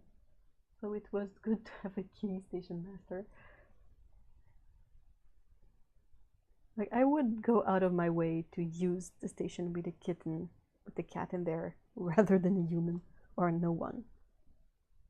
Because what a good way to start your morning. You just get to the station, you say hi to a cat. I think that's nice.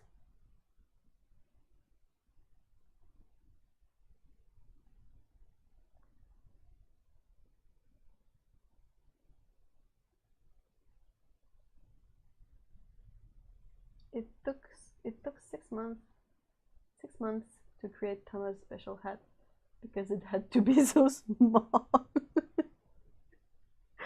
Oh, what? Oh my gosh. They didn't skimp on the quality of the hat, right? They made her the same awesome quality hat, but for a cat. What?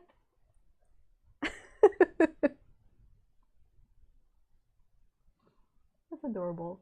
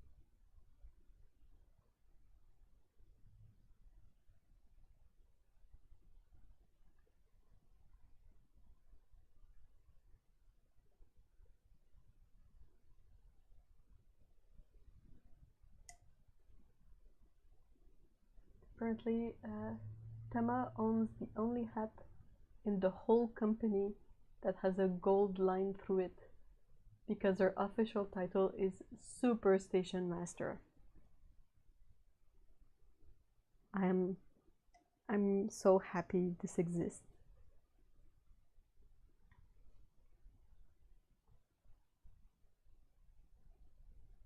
This is so cute.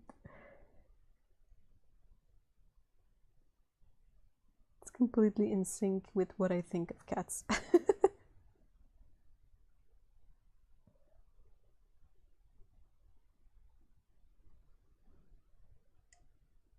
Their Christmas bonuses are paid in fake crab meats. What?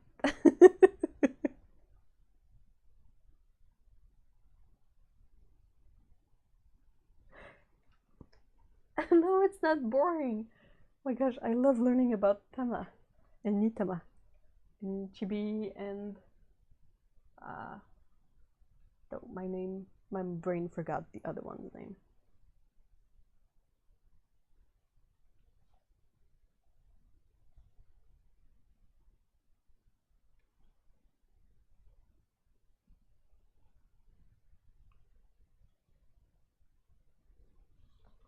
Are you reading off the Japanese Wikipedia or the English Wikipedia page?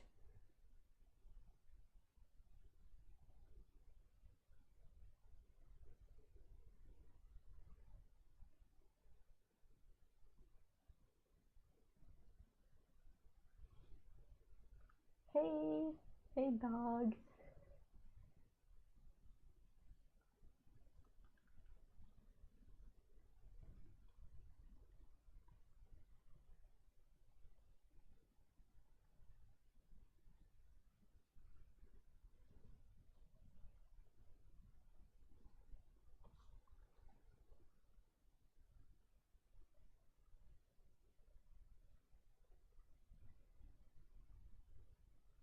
Unless someone is scared of cats, having a cat manning the station is a really nice way to start the day. Like I was saying, I was thinking of here the people manning the stations. They're often really rude.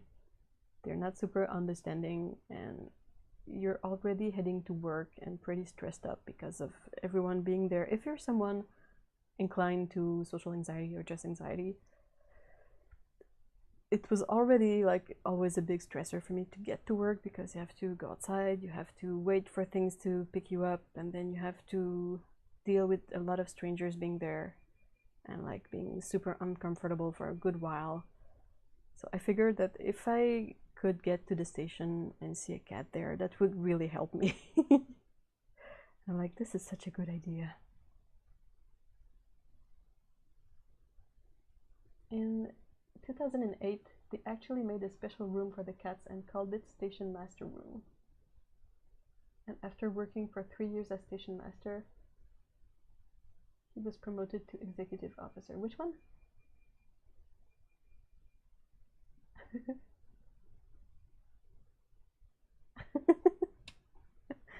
I love this so much.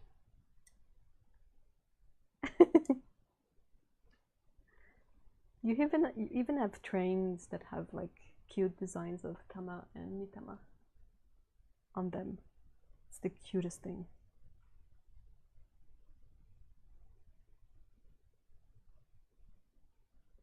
They even have a Tama museum, of course. I hope they do.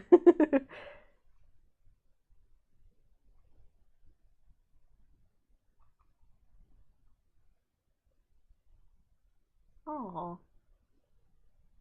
Yeah, Siamese is something I really need to brush up on, because I always feel like I know what I'm doing, and then I start doing the markings and I'm like, do you know what you're doing? Like, well, okay.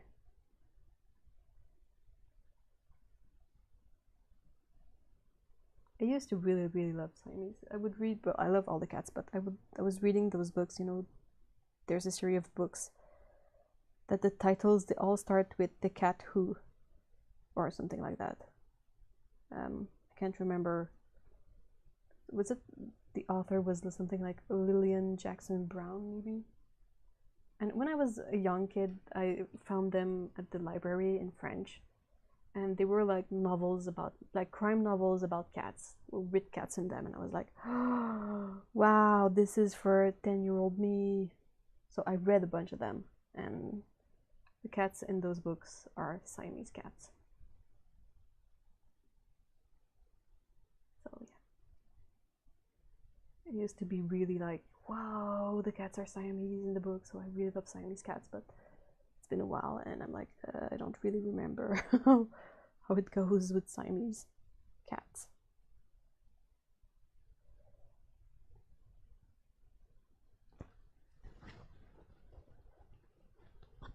After 4 years of service, Tama became the third most important executive in the whole rail company.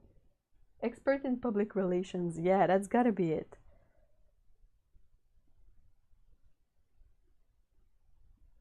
It can't help if you have a really cute cat on staff.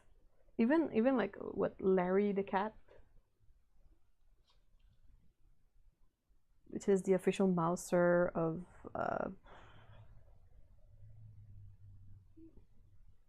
that's where my brain sort of farts out on this, but it's an official British government building. The official mouser is Larry the cat, and he has his own Twitter page. After Tama's death, they named the local shrine Tama Shrine and erected 2 bronze statues of Tama, and run a special train to remember Tama by. Yes, have a tissue. Though this is.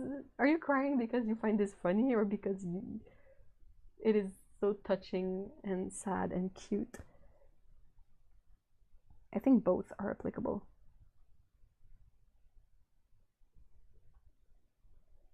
Can't go wrong with a place that erects a shrine for a cat. Really.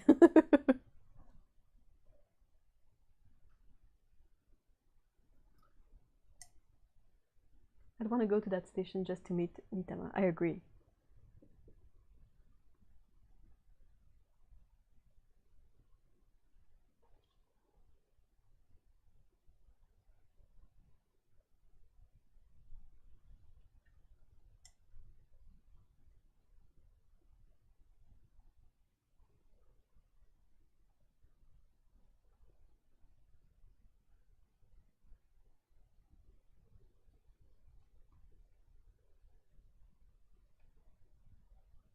Like, no joke, I am crying. No, I'm crying because it is so touching and sad and cute. Yeah, I agree.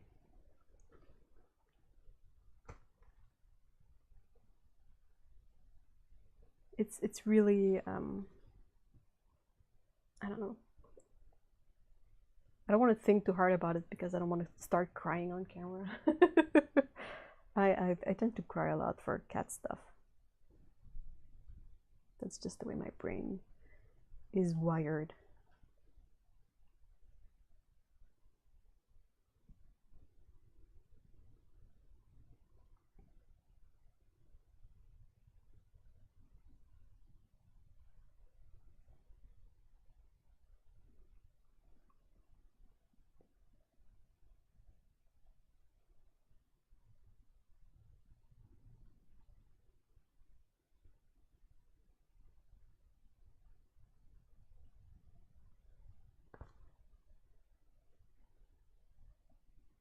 I gotta ask the expert, how's this looking out, Otto?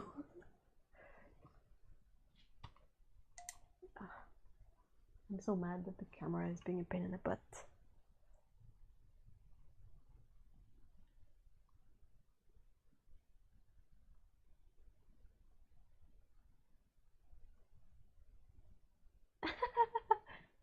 Wait,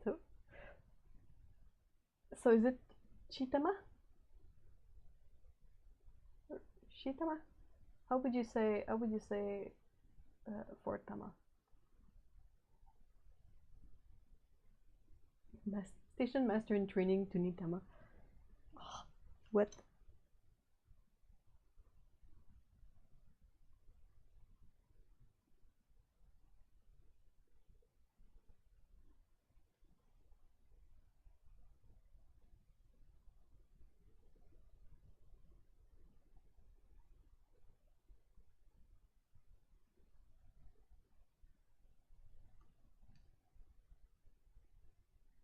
I'm glad that this setting has no glitches. I'm just bummed that it's kind of blurry. Feels blurry and not exactly the nicest colors it could be. Yantama. Oh, sorry.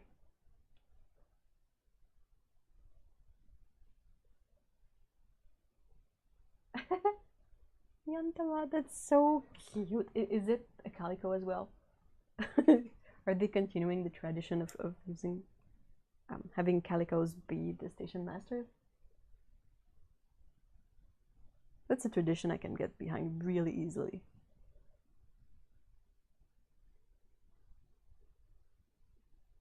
So I think I'm mostly done with this sketch. Oh yeah, that's true. I forgot. My bad. I was watching a video about like things that foreigners tend to use in Japanese that could be perceived as rude by Japanese people. I don't think I got to that part yet. Yantama. Cool. I just need to. Maybe I should try plugging a cable in my computer to the router when I stream. Yantama is a calico. Oh, I love this. Sorry if that was awful on the mic, but I approve of this idea. All the calicos. I recently watched a video by Catman Chris. If you are a bit familiar with your cats of internet, he is the human taking care of Cole and Marmalade. Cole was sick recently. They don't really know why, but he had to go to the vet. And Catman Chris posted a video about it recently. But what I want to bring up is the fact that you have a really nice shot of Cole in the foreground at some point, and he's like, I think he's like licking his paws or something. And in the background, you can see one of their tortie who is licking her bum.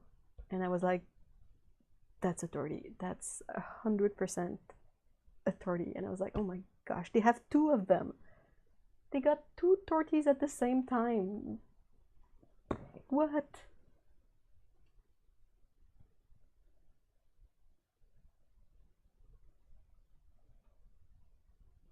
Yantama's job interview was like people, like to work, and likes to wear a hat. What?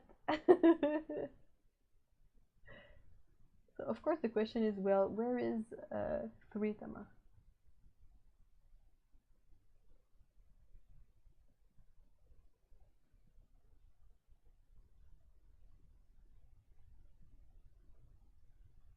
Yeah, I tried putting hats on Scout and Peko, and I think you saw what that amounted to. But Nitama and Tama and Yantama are all really professional station masters, so pretty sure they have to comply with the hat. Well, there was a Furitama or Sun Tamatama. Sun Tamatama was in training at another rail company. What?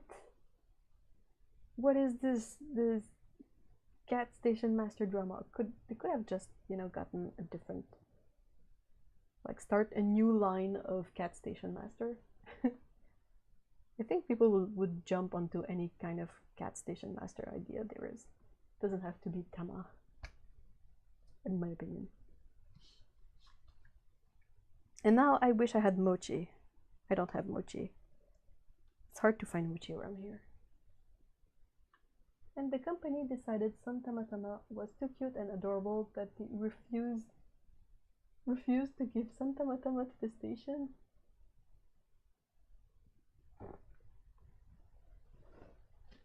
I love this. This is perfect. This is the best thing ever.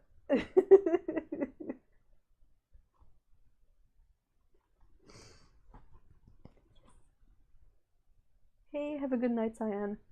I'm mostly done here. Seriously, guys, I don't think there is much more to do on this. I don't know what I think of using such a fine line on the drawings. I feel like when I use the brush pen, it's perhaps a bit more... Perhaps there's a bit more personality. I don't know. Like, and when I do like sketches, I often use both. This was the dip pen though, but you can see it has some kind of a variation of line on this one, and this one has two. This is kind of a... I feel like perhaps the drawing is not detailed enough to use such a fine line. I don't know.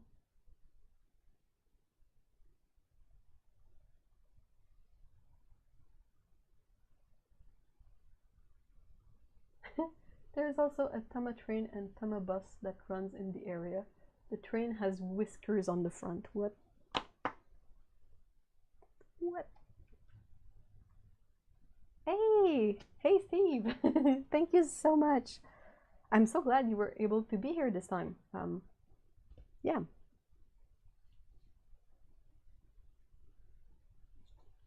So I will be taking a picture of this and posting it on Instagram and Patreon at some point so that you can possibly see the drawing better and see how it came out. It was super fun to research Mochitsuki and see how it's done. It's pretty awesome. And yeah, it was good practice for me as well to see how the line work and whatever I can do with this. I'm still figuring things out, so any kind of practice is always good practice. Thank you so much everyone for being here today and sitting with me this afternoon. Yeah, it was pretty cool. Just to quickly recap, I used Arches paper, carbon platinum pen, and schminke paints. Boop. And yeah, I have a PO box if you want to send in card or postcards or anything, like this one, and the address is in the description below. I want to say a great big thank you to my moderators. Otto has a channel and her content is really awesome, so if you haven't seen any of it, go check it out. Thanks Grace as well, because, well, Grace is a great moderator, but she doesn't have a YouTube channel, so.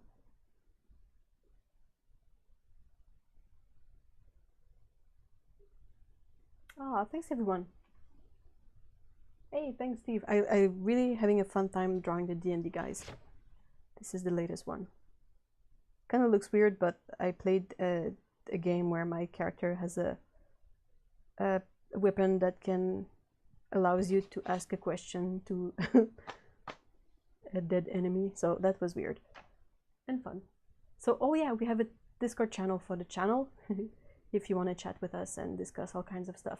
Art, we have a yarn channel now where we talk about weaving and crocheting and knitting and, you know, all kind of stuff. So thanks a lot. We will see each other again next weekend. It's been a year of live stream, so awesome.